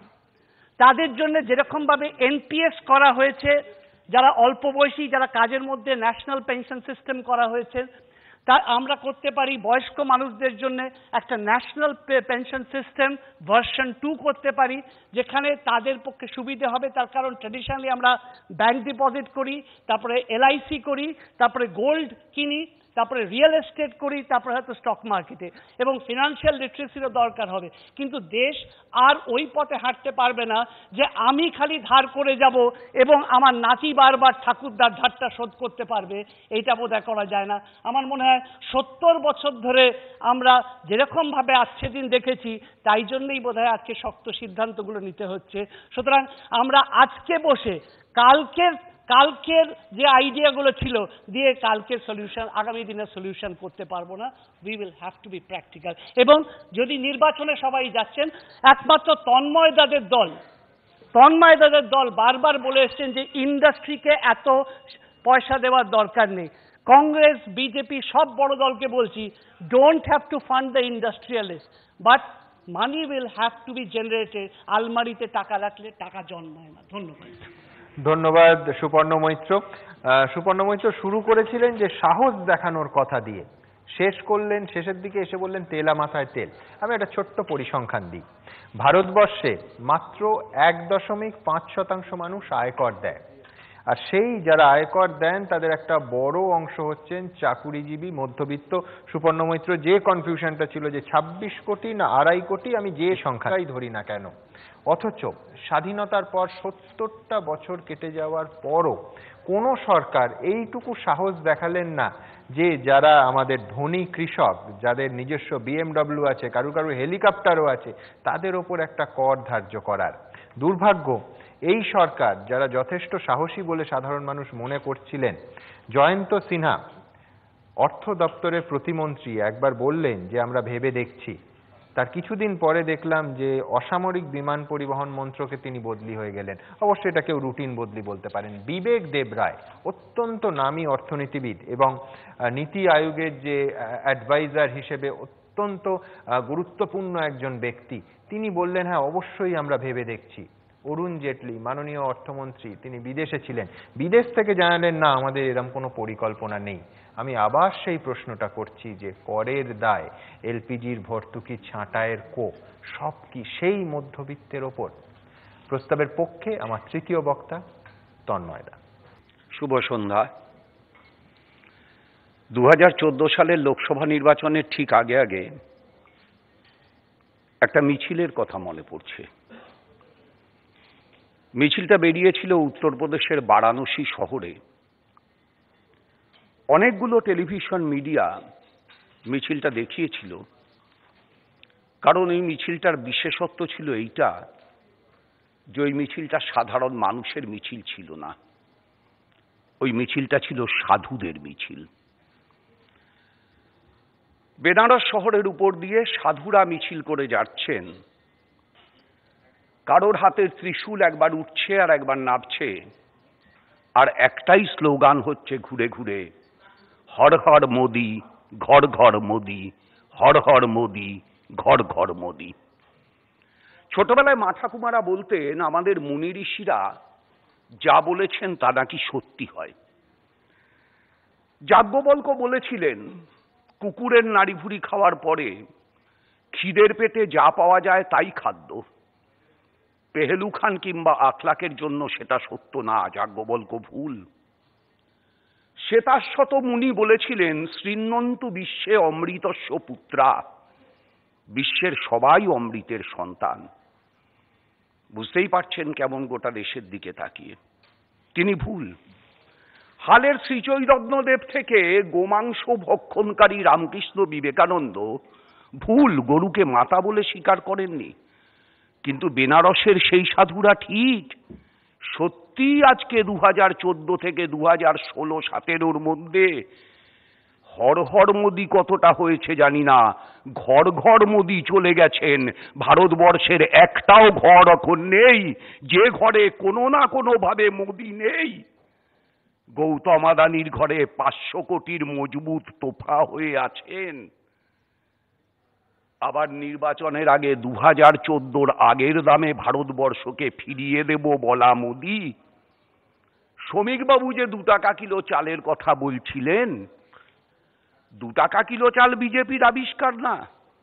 এদেশে প্রথম 2 টাকা কিলো চাল দিয়েছিল তামিলনাড়ুর সরকার মুখ্যমন্ত্রী জয়ললিতা, দ্বিতীয় দিয়েছিল কর্ণাটকের সঙ্গে সরকার মুখ্যমন্ত্রী কংগ্রেসের। তারপরে বিপিএল তালিকাভুক্তদের 2 টাকা কেজি চাল দেওয়া হয়েছিল। আর এখন 3 রকমের ভারত সরকারের ration card, AAY Annapurna Antyodaya যোজনা, PHH priority household, SPHH special priority household. Bharat সরকারের খাদ্য দপ্তরের ওয়েবসাইটে যান, এই মুহূর্তে এই 3 রকমের ডিজিটাল রেশন কার্ড প্রাপকের সংখ্যা ভারতবর্ষের 130 কোটি মানুষের ভেতর কত? 29 কোটি। দারিদ্র সীমার নিচে ভারতবর্ষে কত মানুষ বাস করেন? সরকারের হিসেব 26%, মানে প্রায় 35 কোটি। সুমন্ত মধ্যবিত্তর কথা বলছে। বিপিএল মানে মধ্যবিত্ত না, বিপিএল মানে নিম্নবিত্ত না, বিপিএল মানে বিত্তহীন। সেই বিত্তহীনদের সকলে 2 টাকা কেজি চালের কার্ড এখন পর্যন্ত পাননি। আর ভর্তুকি বলে যদি কোনো শব্দ ইকোনমিক্সে থাকে, তাহলে পরে সে শব্দটা সবার আগে যাদের জন্য প্রযোজ্য হওয়া উচিত তারা এর মধ্যে আছেন।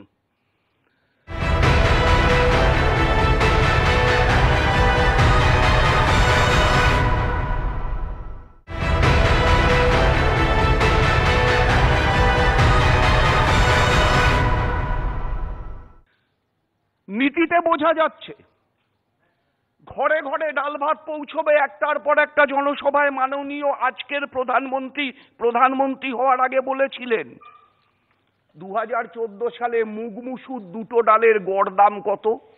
65 টাকা কেজি। আজকে কত? 100 টাকা কেজি গড় দাম। মুগটা একটু বেশি, মুসুরটা একটু কম। তেল এখন প্রয়োজনীয় না, বিলাসিতা। 75 ছিল, 110।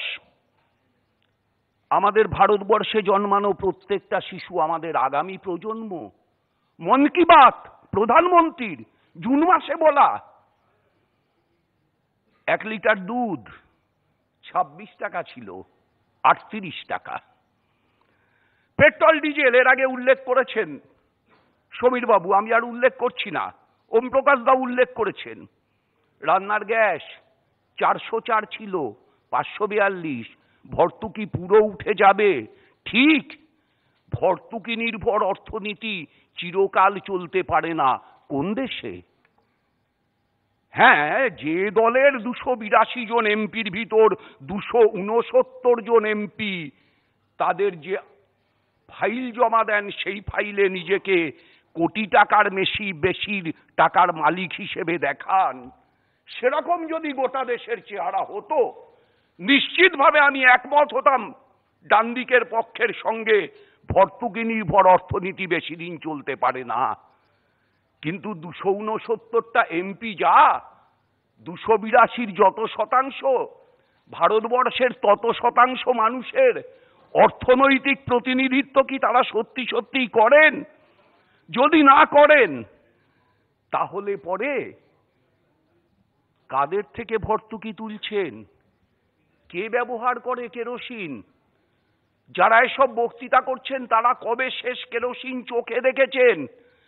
আর ভারতবর্ষের অন্ধকার হয়ে থাকা গ্রামগুলোতে গরিবের নিম্নতম সেই জ্বালানির উপর থেকে 30,000 কোটি টাকা থেকে ভর্তুকিকে নামিয়ে 5,500 কোটি টাকায় ভর্তুকিকে নিয়ে গিয়ে তারপরে এখানে ভর্তুকি নির্ভর অর্থনীতির তাত্ত্বিক আলোচনা করা যায়। কিন্তু মনে রাখবেন, মানুষ তার তত্ত্ব বোঝে তার জীবনের অভিজ্ঞতা দিয়ে। 3 মাসে সবজির দাম 120% বৃদ্ধি পেয়েছে। ফলের দামের গল্প হচ্ছে এখানে। টমেটো সেঞ্চুরি করে গেছে, এখন আর বিপিএল নেই। আপেলও এপিএল, টমেটো এপিএল। একটা সবজির নাম বলতে পারবেন বাজারে যেটার দাম 50 টাকার কম? সবাই হাফ সেঞ্চুরি করে ফেলেছে। আর এখানে গল্প হচ্ছে ফলের দামের। 300% আয় বৃদ্ধি হয়েছে। যে দল সরকার চালায় সেই দলের সর্বভারতীয় সভাপতির 3 বছরে 300%।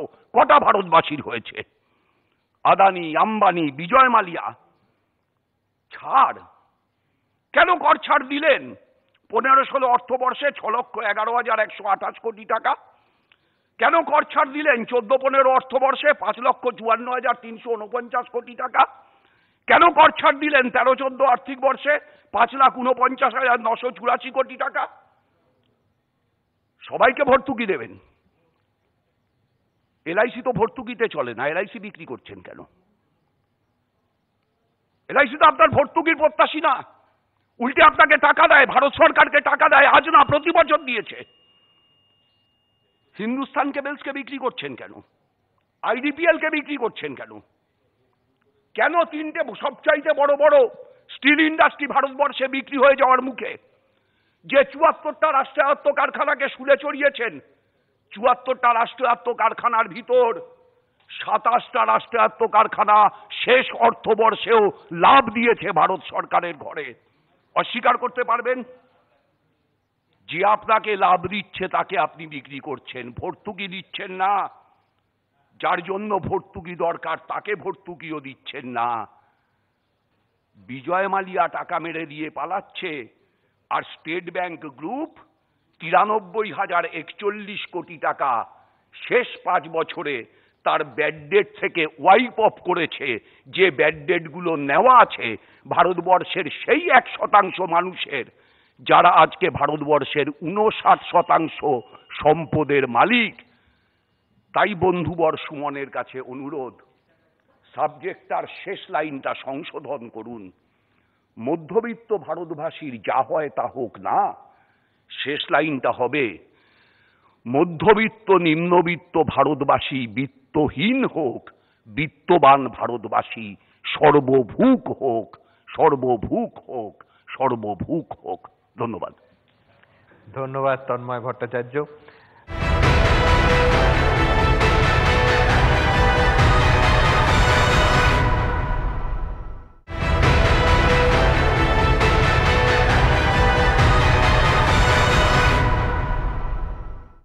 ভর্তুকি নিয়ে এত কথা হচ্ছে, কিন্তু আমাদের প্রশ্ন আরো একটা আছে যে সত্যি সত্যি যে ভর্তুকি সরকার দেয় তা কি যাদের জন্য, যে গরিব মানুষগুলোর জন্য, যে প্রান্তিক মানুষগুলোর জন্য দেয়া হয়, ভাবা হয়, বলা হয়, আদৌ তাদের কাছে পৌঁছয়? এবং এই সমীক্ষা কিন্তু কোনো বিশেষ সরকারের সমীক্ষা নয়।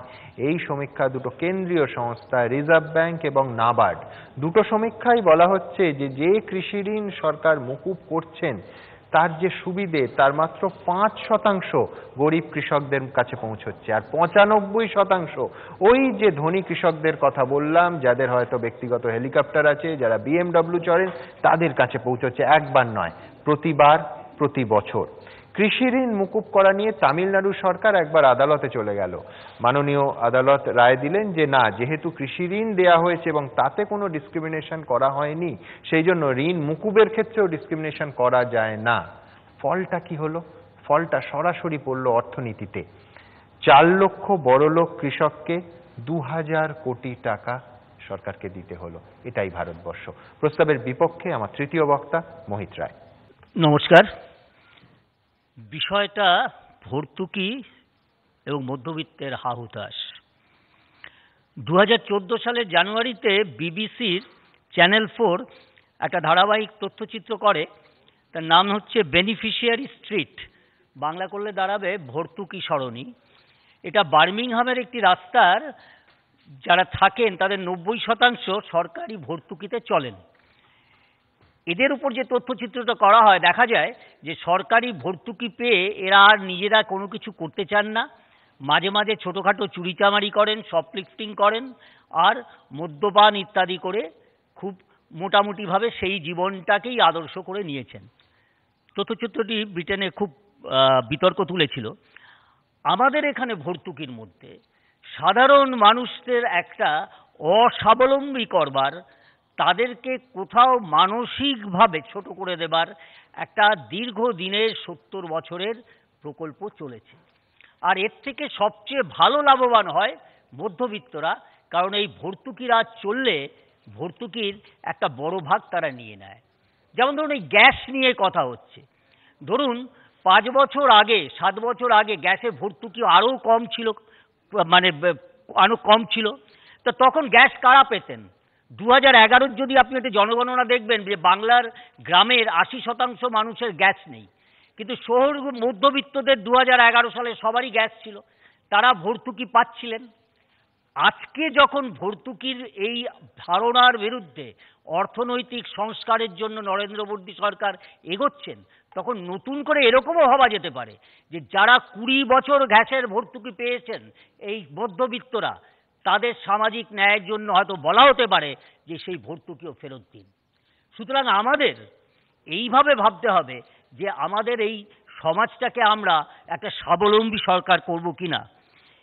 এবং এই ভর্তুকির খুব একদম সাম্প্রতিক উদাহরণ হচ্ছেন, যা মাঝে বামপন্থীরা অনেকদিন পর একটা আইকন খুঁজে পেয়েছিলেন, হুগো সেভেস, ভেনেজুয়েলার। 14 বছর রাজত্ব করে প্রয়াত হয়েছেন, দেশটাকে বিক্রি বানিয়ে দিয়েছেন। সেই দেশটা ছিল একেবারে ভর্তুকির স্বর্গরাজ্য। 15 বছর প্রায় কোনো জিনিসপত্রের দাম বাড়েনি, চাষি তার জিনিসের দাম পায় না, শিল্প মালিক পায় না, ফলে সবাই খুব খুশিতে ছিলেন কিছুদিন। এবং এখন দেখুন, দেশটা খেতে পাচ্ছে না, তার চিড়িয়াখানার পশু পাখিরা খেতে পায় না, তেভেস তো চলে গেছেন। এই হচ্ছে ভর্তুকির অবস্থা। এবং আমাদেরও দেশগুলোতে এই অবস্থাই চলছে।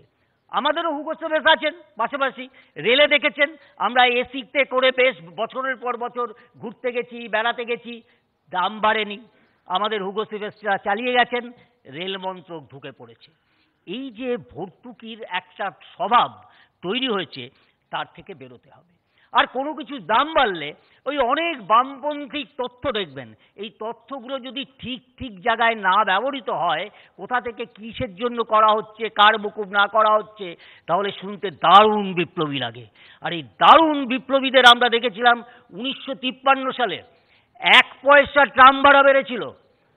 30 বছর পর 1 পয়সা ট্রাম ভাড়া বেড়েছিল, এবং ট্রাম ভাড়া বাড়িয়েছিল তখনকার বিধান রায়ের যে সরকারি কমিটি তাই নিয়ে 15 দিন ধরে কলকাতা শহরে তুলকালাম চালিয়েছিল বামপন্থীরা।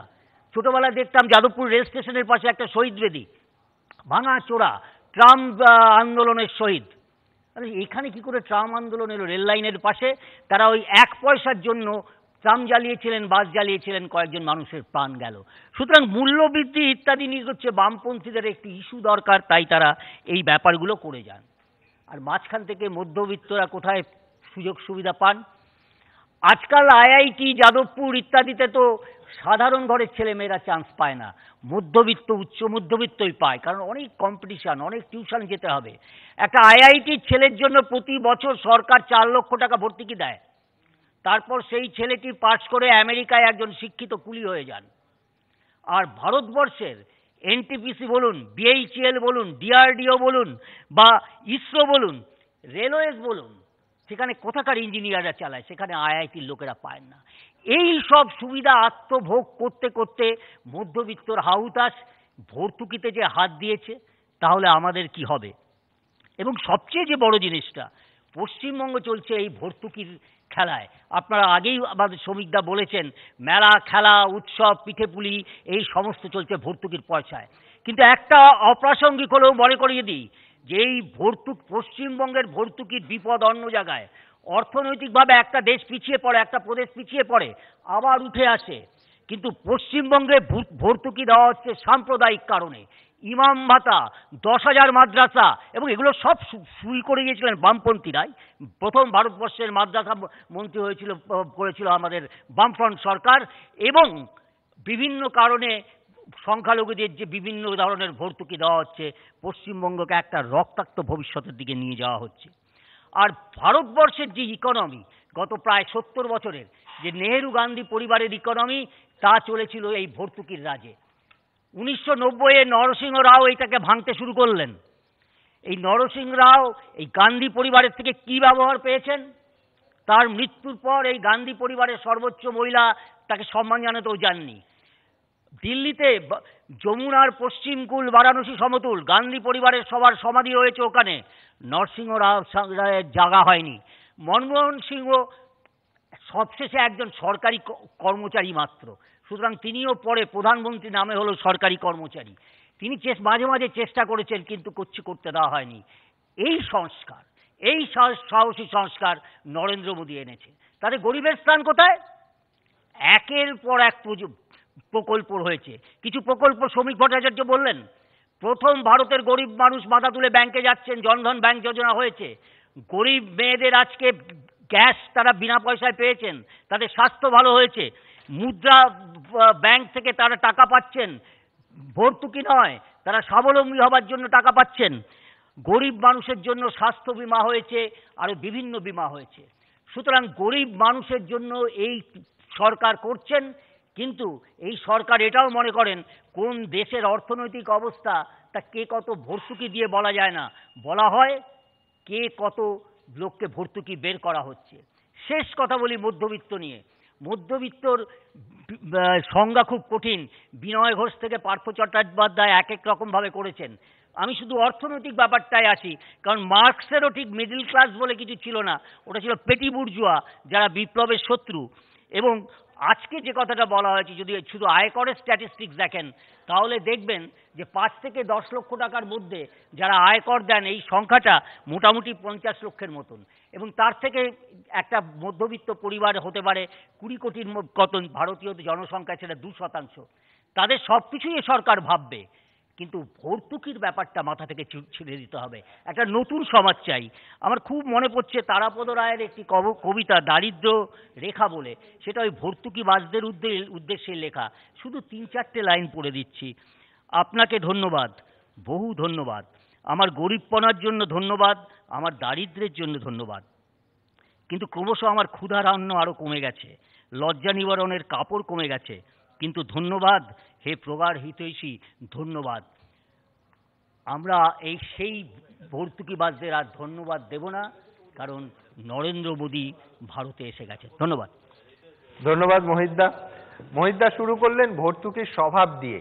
যারা এতক্ষণ ভাবছিলেন যে এলপিজিতে ভর্তুকি হয়েছে, এবার কোথায় যাব, কি করব, তারা আরো ভয় পেয়ে যাবে, কোনো সন্দেহ নেই। তার কারণ ভর্তুকি বন্ধকে মোহিত রায় শুধু যে সমর্থন করলেন তা নয়, ভয় দেখালেন যে আগে যে ভর্তুকিগুলো পাওয়া গেছে মাননীয় সরকার বাহাদুর সেগুলো ফেরত চাইতে পারে। আমি এবার সারের ভর্তুকির কথা আসি। খুব চমকপ্রদ কিছু পরিসংখ্যান আছে আসলে। ৭-এর দশকে তখনও নরেন্দ্র মোদীর সরকার না, তৎকালীন সরকার ভর্তুকি দিত এবং তখন ভর্তুকি অর্থ মূল্যে ছিল ৬০ কোটি টাকা। আজকে ১৭তে দাঁড়িয়ে সেটা হয়েছে ৭০,০০০ কোটি টাকা এবং ভারত সরকার যত ভর্তুকি দেন তার ৩০% দেন সারে। এই সরকার এসে একটা অত্যন্ত সাহসী পদক্ষেপের কথা সগর্বে ঘোষণা করেছিলেন। কি সেটা? Targeted subsidy. একেবারে সরাসরি গরিবের অ্যাকাউন্টে ঠিক যেমন এলপিজি সাবসিডি পড়ে সেই রকম সারের সাবসিডি পড়বে। সেই ভর্তুকি সরাসরি কোনো মাল্টিন্যাশনাল সার প্রস্তুতকারক কোম্পানিকে নয়, একেবারে কৃষককে দেয়া হবে। সবাই আশা করেছিলেন যে খরিফ ফসলের মরশুমে এই 2017 সালে জুন মাসে সেটা চালু হয়ে যাবে। চালু হলো না এবং সরকার ঘোষণা করলেন যে ইন্টারনেট ব্যবস্থা এখনো সব জায়গায় নেই এবং পয়েন্ট অফ সেল পৌঁছয়নি, সেই জন্য চালু করা গেল না। বিমুদ্রাকরণের সময় ডিজিটাল ইন্ডিয়ার যে স্বপ্ন আমাদের দেখানো হয়েছিল এবং সত্যি সত্যি এই টার্গেটেড সাবসিডি যদি ঠিক মতো করা যেত নিঃসন্দেহে একটা বৈপ্লবিক পদক্ষেপ হতো, কিন্তু করা গেল না। নিন্দুকরা বলেন করা গেল না, তার পেছনে ধনী কৃষক লবির কিংবা এই সার প্রস্তুতকারী সংস্থাগুলি, মাল্টিন্যাশনাল কোম্পানিগুলির কোথাও একটা পরোক্ষ চাপ ছিল। আমি জানি না, নিঃসন্দেহে বক্তারা পরবর্তী ক্ষেত্রে আলোকপাত করতে পারবেন। প্রস্তাবের পক্ষে আমার শেষ বক্তা অভিরূপ সরকার। মূল যেগুলো বলার কথা সেগুলো অনেকটাই আগে বলা হয়ে গেছে। আমি এইভাবে শুরু করছি যে বর্তমানে যে সরকার কেন্দ্রে রয়েছেন তারা একটা বিশেষ দর্শনে, অর্থনৈতিক দর্শনে বিশ্বাস করেন। তারা বিশ্বাস করেন যে সমাজের একেবারে ওপরের স্তরে 1% কি 0.5% মানুষকে যদি অনেকটা পাইয়ে দেওয়া যায়, তাদের যদি খুব শ্রীবৃদ্ধি ঘটে, তাহলে বাকিরা অনায়াসেই সেই শ্রীবৃদ্ধির ফল ভোগ করতে পারবেন। এটাকে ইংরেজিতে কেউ কেউ ট্রিকল ডাউন থিওরি বলে। এই ধারণাটার মধ্যে বিশেষ গলদ আছে এবং এই ধারণাটার সপক্ষে বাজার অর্থনীতির কথা বলা হয়, প্রতিযোগিতার কথা বলা হয়। এখন প্রতিযোগিতা কাদের মধ্যে? প্রতিযোগিতা সমানে সমানে হতে পারে, কিন্তু যে মানুষটি গরিবের ঘরে জন্মাচ্ছেন তিনি তো ঠিকমতো শিক্ষা পাচ্ছেন না, ঠিকমতো স্বাস্থ্য যে পরিষেবা সেটাও তার কপালে জুটছে না। তিনি কি একজন কোটিপতির ছেলের সঙ্গে প্রতিযোগিতায় নামতে পারেন? এটা একটা নৈতিক প্রশ্ন। কিন্তু এই নৈতিক প্রশ্নটা আগেও বক্তারা তুলেছেন, আমি তার মধ্যে যাব না। আমি একটা অন্য কথা বলবো, দক্ষতার কথা, একেবারে অর্থনৈতিক দক্ষতা, ইকোনমিক এফিসিয়েন্সি, তার কথা বলবো।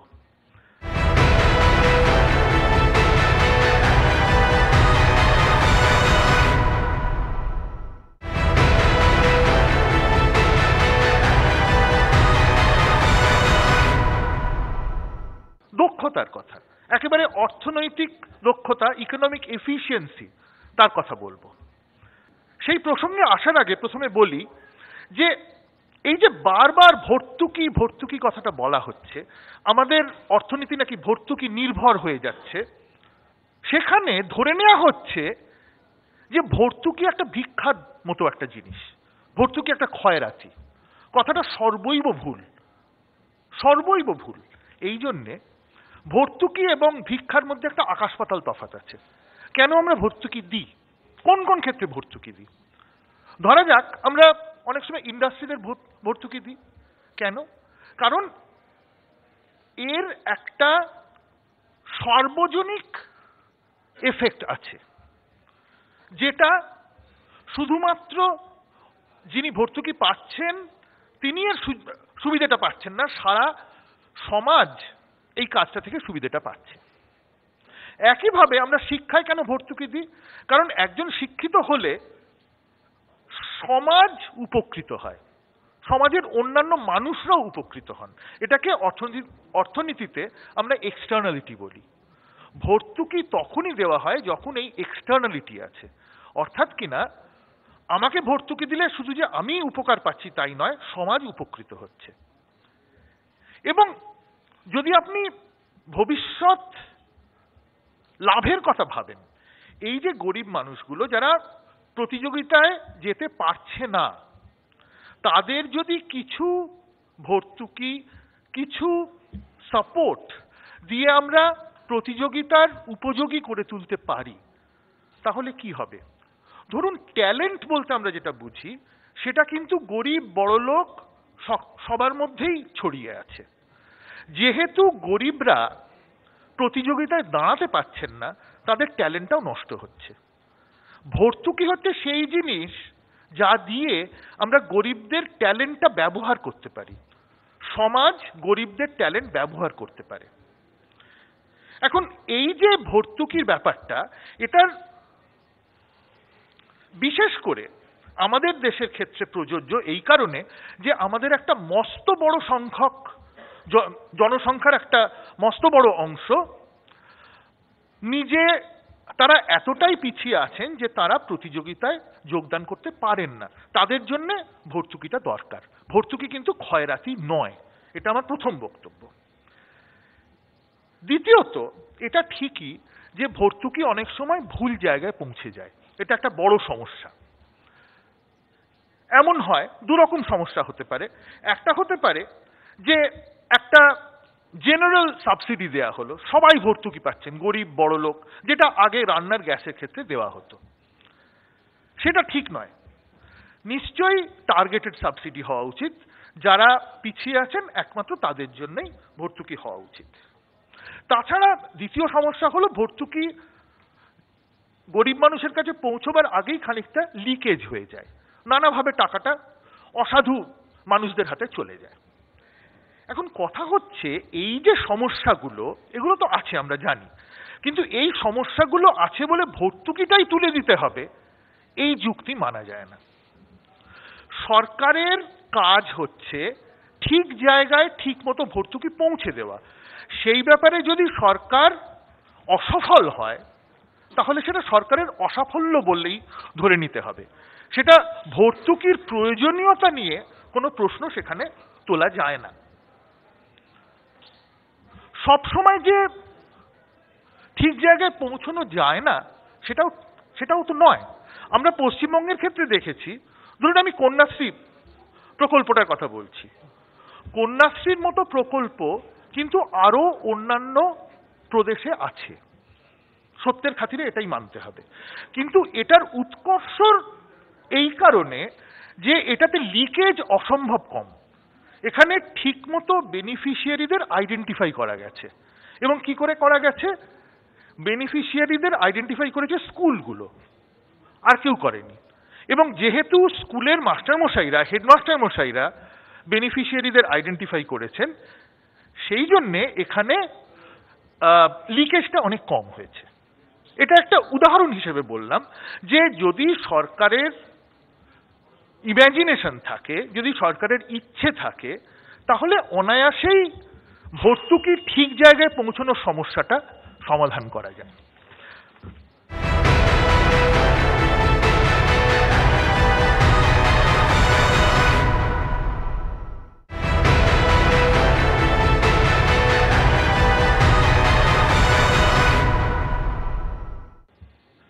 এবারে একটু ছুঁয়ে যাই সুদের হার কমে যাওয়ার প্রসঙ্গটা। বলা হচ্ছে যে ডিমনিটাইজেশনের ফলে প্রচুর টাকা ব্যাংকে জমে গেছে, সেই জন্য ডিপোজিটের উপর ইন্টারেস্ট কমানো হচ্ছে। এই যুক্তিটা মানা যায় না। কেন মানা যায় না আমি বলছি।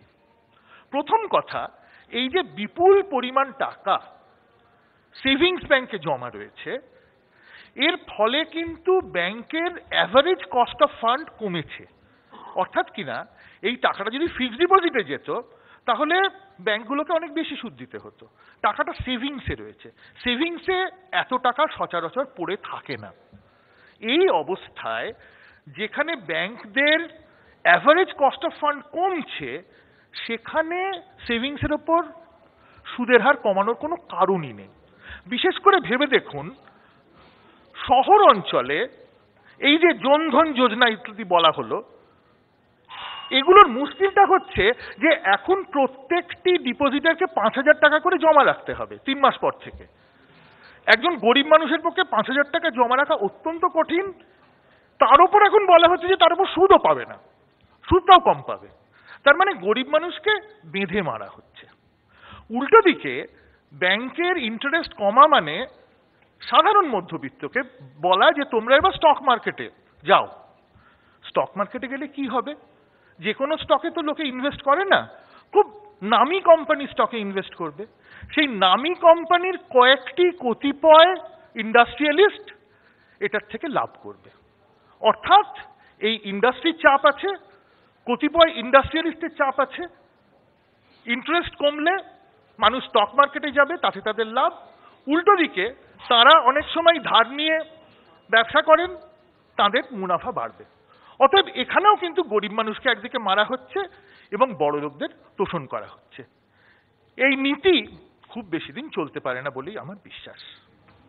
ধন্যবাদ অভিরূপ সরকার। একজন অর্থনীতিবিদ বলছেন, আর একজন অর্থনীতিবিদ সুমন মুখোপাধ্যায় প্রায় দৃশ্যত হাতা গুটিয়ে তৈরি। কিন্তু তার আগে আমি দুটো কথা বলবো। মোহিতদা আমায় একটু বেশি ভয় পাইয়ে দিয়েছেন, বলছেন যে শিক্ষাক্ষেত্রে ভর্তুকি তুলে দিতে হবে।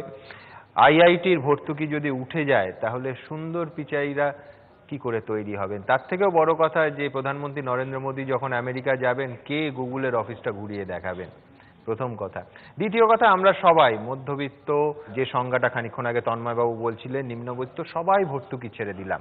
কিন্তু আমাদের দেশের মাননীয় সাংসদরা দলমত নির্বিশেষে তারা ভর্তুকি ছাড়বেন তো? এই যে সংসদের ক্যান্টিনে শোনা যায় আমার খুব প্রিয় খাবার মাটন বিরিয়ানি 16 টাকায় পাওয়া যায়, সঙ্গী সহ বিমান ভাড়া, টেলিফোন, টেলিকমিউনিকেশনের সংক্রান্ত যাবতীয় সুযোগ সুবিধে, এলপিজি গ্যাস যার ভর্তুকি আমরা আর পাবো না, সেইগুলো সাংসদরা যে সুবিধে হিসেবে ভোগ করছেন, তারা দেশের কথা ভেবে ছাড়বেন তো? এই প্রশ্নটা রইল। আমার বিপক্ষের শেষ বক্তা সুমন মুখোপাধ্যায়। আমরা সবাই অভিনব বিন্দ্রার কথা জানি, 2008 সালে সোনা এনেছেন। আমরা পিভি সিন্ধুর নাম জানি, 2016 সালে রূপো নিয়ে এসেছেন ভারতবর্ষে। আমরা সাক্ষী মালিকের নাম জানি, উনি ব্রোঞ্জ মেডেল এনেছে। তো বলুন তো, দেবেন্দ্র ঝাঝারিয়াকে, তিনি সোনা এনেছেন জ্যাভলিনে, একবার না দুবার। মারিয়াপ্পন থাঙ্গাভেলুকে, তিনি এনেছেন সোনা হাই জাম্পে, কোন সালে? রিওতে 2016 সালে। আর মারিকান পেটকার সাঁতারে সোনা এনেছেন 2004 সালে। এদের নাম আমরা জানি না কেন? কারণ এরা স্বাবলম্বী নয়, এরা প্যারাঅলিম্পিক্সে এনেছেন। দৌড়ের মাঠে যদি সুস্থ সবল মানুষের সঙ্গে পোলিও এফেক্টেড ছড়িদার কোনো লোক দৌড়ে, সে কি পেরে ওঠে? পারে না। তো তাকে নিশ্চয়ই আমাদের ছড়িয়ে দিতে হবে, তাকে সাবসিডি দিতে হবে। কিন্তু আমরা ভুলে যাই এর তো তবু একটা পা আছে, একটা পা পোলিও এফেক্টেড বা নেই। আর যার দুটো পাই নেই, তাকে কি করা যাবে? আমরা বিস্তারিত আলোচনা শুনেছি ওইখানে।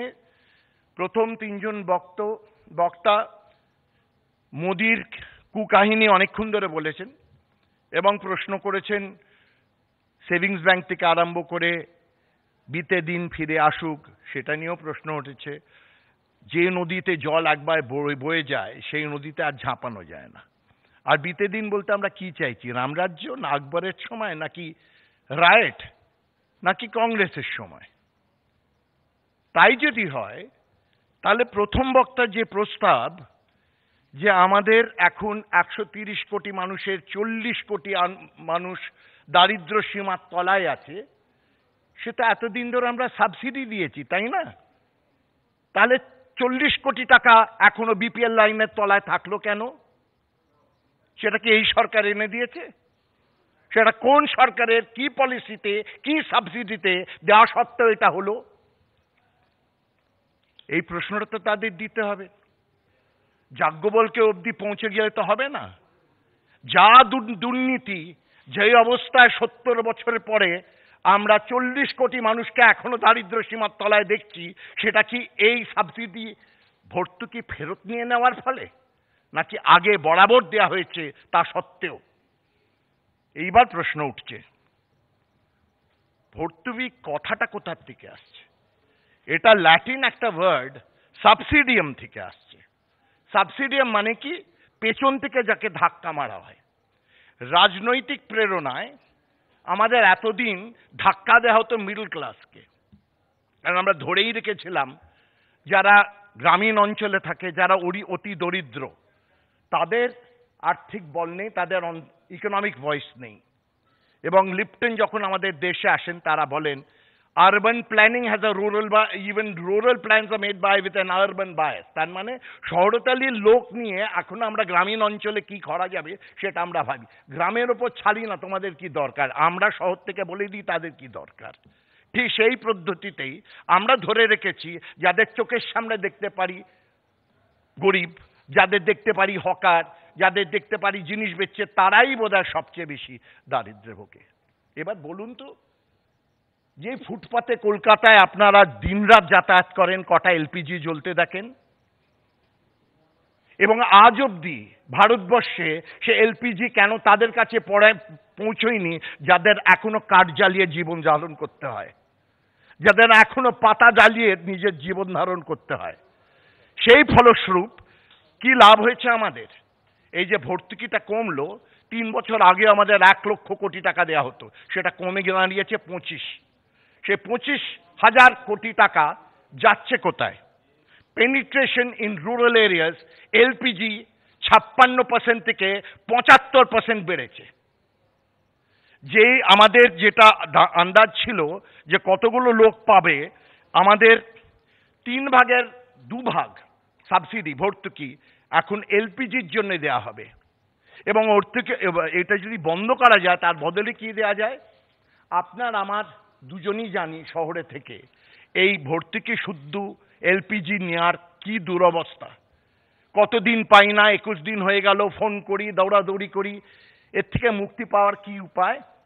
একমাত্র উপায় হচ্ছে যদি বাড়ির রান্নাঘরে গ্যাসের লাইন আসতো। আপনারা কি জানেন এই যে টাকাটা বাঁচানো হচ্ছে, এর বদলে 2500 কিলোমিটার গ্যাস লাইন পাতা হচ্ছে? আপনারা কি জানেন ইউপি থেকে, বিহার থেকে, ঝাড়খণ্ড থেকে কলকাতা, পশ্চিমবঙ্গ অবধি গ্যাস লাইন আসবে?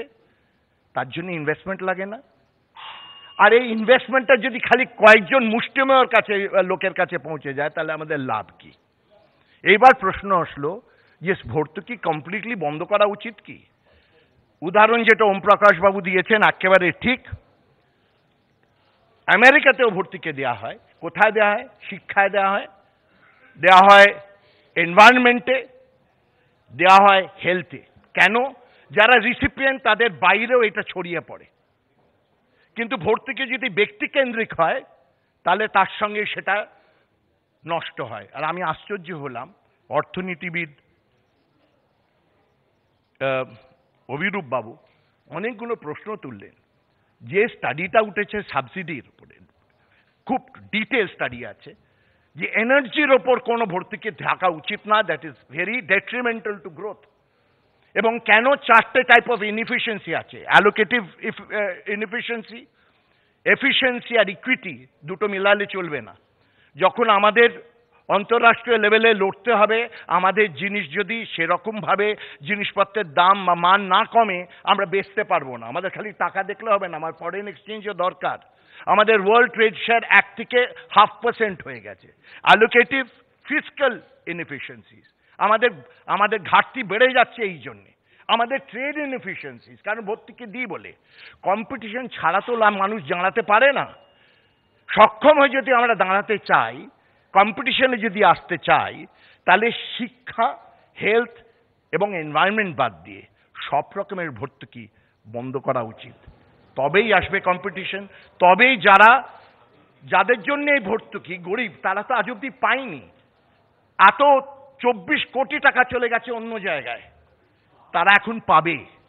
যদি আপনারা সত্যি সদিচ্ছা চিন্তা করেন, মধ্যবিত্ত ছাড়ুন, তারা তো 26 কোটি টাকা, ওই 40 কোটি টাকা মানুষের কথা ভাবুন। তাদের ভর্তুকি দেওয়ার আগে দিন আনি দিন খানি অবস্থার থেকে যে এখানে ফ্যামিনে মারা যাচ্ছে, অভুক্ত হয়ে মারা যাচ্ছে, তাদের কথা চিন্তা করুন। তারা এলপিজি ইউজ করে না, তাদের এলপিজির বদলে দাঁড়ানোর ক্ষমতা করতে গেলে ভর্তুকির টাকা বন্ধ করে তাদের দিকে তাকানো উচিত। সেই রাস্তায় সরকার যাচ্ছে এবং আমি বাহবা দেব তাতে। অনেক ধন্যবাদ। এবার যার জন্য অনেক বক্তাই অপেক্ষা করছেন, ওপেন ফোরাম। না, তাদের জন্যই কি কেরোসিনে 30,000 কোটি টাকা থেকে ভর্তুকি কমিয়ে 5,500 কোটি টাকা করা হয়? আমেরিকা যে ভর্তুকি দেয় না, সেই আমেরিকা কিন্তু 2008-এর বিশ্ব মহামন্দার পরে তার সমস্ত ব্যাংকগুলো, প্রাইভেট ব্যাংকগুলো যে টাকা লস করেছিল, সেই প্রাইভেট ব্যাংকগুলোকে বাঁচানোর জন্য সরকারি কোষাগার থেকেই অর্থ বরাদ্দ করেছিল। এবং আমি অবশ্যই মাননীয় মোহিত রায় এবং সুপর্ণ মিত্রকে ধন্যবাদ জানাবো যে তারা দুজনে অন্তত ভীষণ 2020 সেইটাকে স্পষ্ট করে বলে দিয়েছেন। একজন বলে দিয়েছেন যা ভর্তুকি আছে তাও উইথড্র হবে, আর আরেকজন বলে দিয়েছেন যা ভর্তুকি পেয়েছেন এতদিন ধরে তাও ফেরত নেওয়া হবে। এটাই মোদির ভিশন 2020 বলে দেওয়ার জন্য ধন্যবাদ। পুরো ঠিক নয়, কারণ ভর্তুকি যেমন উইথড্র করা যেতে পারে, তেমনি সরকার যে অনেকগুলো মিশন নিয়েছেন যাতে গরিব স্বাবলম্বী হবে, অর্থবান হবে, যারা তারা আর ভর্তুকির জন্য দাঁড়িয়ে থাকবে না যে কেউ ভর্তুকি দেবে তার জন্য ভোট দিতে হবে, তার করতে হবে। আমরা একটা স্বাবলম্বী ভারত পাবো। প্রশ্ন হলো যে এতক্ষণ যে আলোচনাটা চলছে, আমি সকলেরই বক্তব্য শুনলাম, বিশেষ করে অভিরূপবাবু যখন শেষে এসে বক্তব্য রাখলেন, এ কথা এখান থেকে কোনোভাবেই বলা হয়নি যে ভর্তুকি সম্পূর্ণ উঠে যাবে, এই দেশ আর কোনোদিন ভর্তুকি নির্ভর থাকবে না। এটা একটা জনকল্যাণকর রাষ্ট্রে তো কেন্দ্রীয় সরকার অতীতেও ভর্তুকি দিয়েছে, এখনও ভর্তুকি দিচ্ছে, খাদ্যের ক্ষেত্রে ভর্তুকি দিচ্ছে, ফার্টিলাইজারে যে ভর্তুকির কথা তুমি বললে যে এই সরকার সেরকম কোনো বলিষ্ঠ পদক্ষেপ নিতে পারেনি, এর মধ্যেই নিমকোটেড ইউরিয়া হয়েছে, যে ইউরিয়াকে বিভিন্ন জায়গায় ফার্নেসে ব্যবহার করা হতো সেটাকে প্রোটেক্ট করবার জন্যই নিমকোটেড হয়েছে। আর আমি সবচেয়ে মজার কথা হলো যে ওমপ্রকাশ দা, আমার দাদা যখন কথা বললেন, ওনার ভাষণটা আমি পুরো শুনলাম, আমার মনে হচ্ছিল যে ভারতের জাতীয় কংগ্রেস এই 3 বছর ক্ষমতায় এসেছে, আর গত প্রায় 70 বছর ভারতবর্ষের ক্ষমতায় ছিল ভারতীয় জনতা পার্টি বা ভারতীয় জনসংঘ। আর চতুর্থত একটা বিষয়, মানে আমাকে লিউর করছে, আমি না বলে পারছি না, এটা আমার আরেক দ্বারা তন্ময় ভট্টাচার্য এবং মানে তোমার অত্যন্ত সহযোগিতায় যাজ্ঞবল্ক্য থেকে কখনো মহাভারত কখনো বেদে, মানে গোমাংস ভক্ষণের পক্ষে যে প্রবল প্রচেষ্টা চালাচ্ছে, আমি তার সম্পর্কে একটু অপ্রাসঙ্গিক হলি, প্রতিবার উনি নিয়ে আসেন তো আমি একটা কথা বলি যে আমরা দেখেছিলাম দুজনকে, আমরা দুটি ভাই ধর্মনিরপেক্ষতার গান গাই, একটু আধটু সুযোগ পেলে মসজিদের সামনে দাঁড়িয়ে গোমাংস খাই। একজন আইনজীবী, অন্যজন কবি। তা কবি সুবোধ সরকারকে কেউ কিছু বলল না, হঠাৎ দেখলাম ওর পার্টি এম্বার্গো লাগিয়ে দিল কার ওপরে, বারপুর বিকাশ ভট্টাচার্যের উপরে, বললেন এটা পার্টি স্ট্যান্ড নয়। তার মানেটা কি? ওরা গরুও খাবে, শুয়োরও খাবে। আমার শুধু ওনার কাছে অনুরোধ, এখন এই মুহূর্তে ওর দলের যা স্বাস্থ্যের অবস্থা, এই দুটো মানে গুরুপাক খাদ্যে না গিয়ে ওরা এখন কিছুদিন নিজেদের স্বাস্থ্যের জন্য একটু চুনো পুঁটি, চুনো মাছ, ছোট মাছ খান।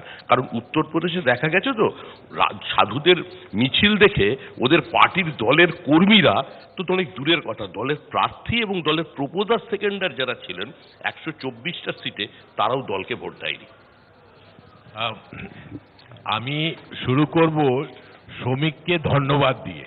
ও খুব ভালো করে বুঝেছে, রাজনীতিবিদ তো, খুব ভালো করে বুঝেছে যে ওর সতীর্থরা পুরোটা ডুবিয়ে দিয়েছে। তারা ভর্তুকির সপক্ষেই বেশিটা বলেছেন, এবং তাই জন্য শ্রমিক খুব চালাকি করেই বলবো যে সে বলছে যে আমরা তো এটা বলি যে সাবসিডি সব জায়গা থেকে সরিয়ে দেওয়া হবে। ওমপ্রকাশবাবুর বোঝাবুঝিটাই আমার একটু সন্দেহ আছে।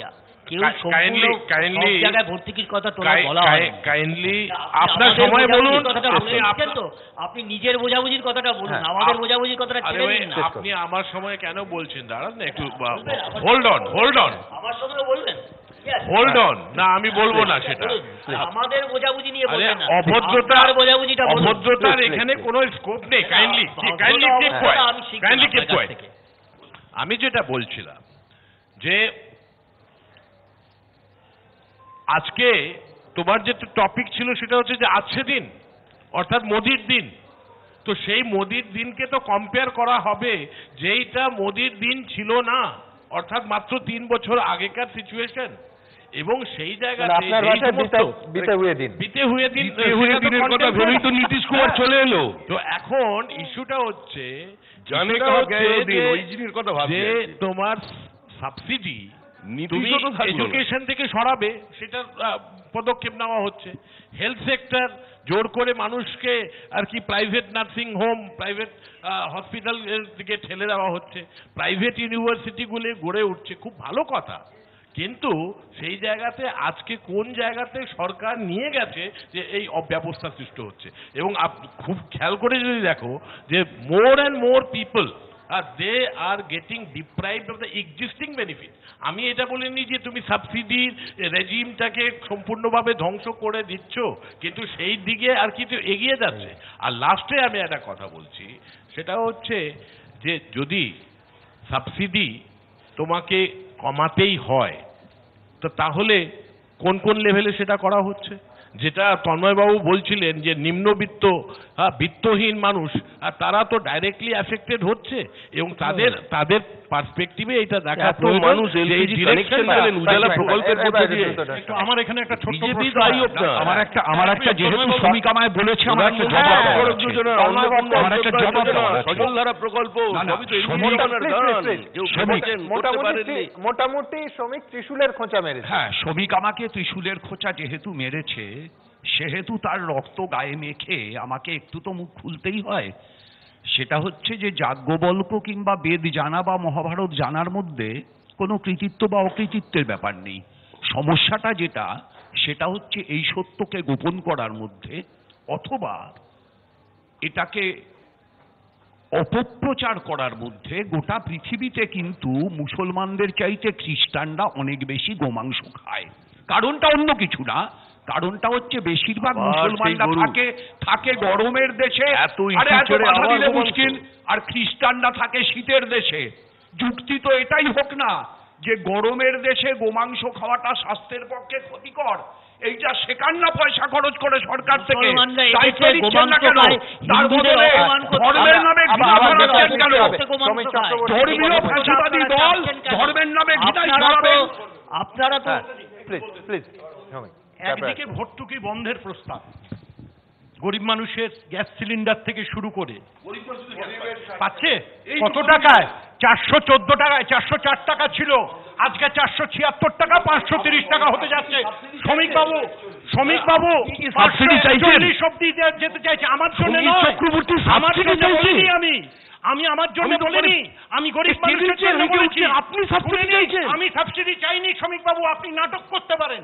আপনি সাবসিডি চাইছেন, গরিব মানুষ পাচ্ছে। আমার প্রশ্ন আপনার কাছে, দেশের প্রধানমন্ত্রীর আহ্বানে সারা দিয়ে মানুষ সাবসিডি পাচ্ছে, গরিব মানুষ পাচ্ছে। ছোট্ট প্রশ্ন, গরিব মানুষ পাচ্ছে, জনধন যোজনা, মুদ্রা লোন, অন্যদিকে উত্তরপ্রদেশের কৃষকদের কৃষি ঋণ মুকুব করতে কত টাকা বিজেপি সরকার খরচা করেছে। আর মধ্যপ্রদেশে সেই গরিব কৃষকগুলো যখন টাকা চাইছে বলছে ভর্তুকি এবার দাও, চলে যান, মুকুব করো, চলে যান, আন্দোলন করুন, 7 জন আন্দোলন করুন। আপনারা গুলি তো 7 জন কৃষককে এই বিজেপি আক্রমণ করেছে। এখানে মধ্যবিত্ত, আপনারা কৃষকের শত্রু, আপনারা খেটে খাওয়া মানুষের শত্রু। আমরা বলছি 10 লক্ষ মানুষের প্রধানমন্ত্রী, 125 কোটি মানুষের প্রধানমন্ত্রী হতে পারেননি নরেন্দ্র মোদী। সুতরাং প্রস্তুত থাকুন আগামী দিনের জন্য। 5 মিনিটের জবাব দিয়ে মুলতবি রাখতে হচ্ছে। আর অভিনন্দন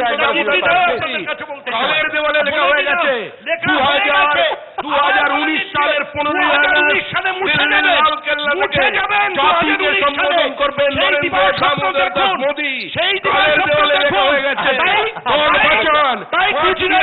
বিধানসভায় রাজ্যসভা নির্বাচন এবার 115 সময় নেবে না, অপেক্ষা করুন। পলিটিক্যাল ভেন্ডেটা,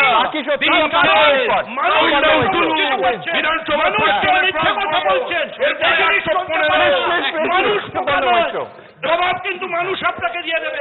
আর একটা আমরা অপেক্ষা করছি, প্রশ্ন তুলছেন মানুষ টাকা দিয়ে ভর্তুকি তোলার সিদ্ধান্তটা দূরদর্শী এবং আদতে ভর্তুকি তোলার সিদ্ধান্তটা দূরদর্শী এবং আদতে জনমুখী এই পক্ষের বক্তব্য। আরেক পক্ষের বক্তব্য যে এমন জনবিরোধী সিদ্ধান্তে নিঃসন্দেহে গোটা জনসমাজ ধাক্কা খাবে। এই অনুষ্ঠানের শেষে আমরা শুধু একটাই আশা করতে পারি যে চরম বিত্তবান আর চরম দরিদ্র শ্রেণীর মধ্যে যে জনসমাজ, রবীন্দ্রনাথের ভাষায় যারা ভদ্রমোরা, শান্ত বড়, পোষমানায় প্রাণ, বোতামাটা জামার নিচে শান্তিতে শয়ান, তাদের স্বার্থগুলো, তাদের ছোট ছোট আশা নিরাশা চাহিদাগুলো যেন ভোট আর ভোটারদের রাজনীতির মাঝে হারিয়ে না যায়।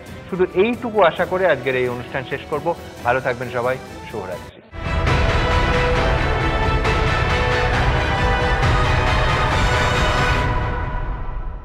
যুক্তিতক্ক নিবেদন করছে Rockstone LED TV, big on size, not on price. সহযোগী নিবেদক স্যালিকল দাঁত চুলকানির মলম।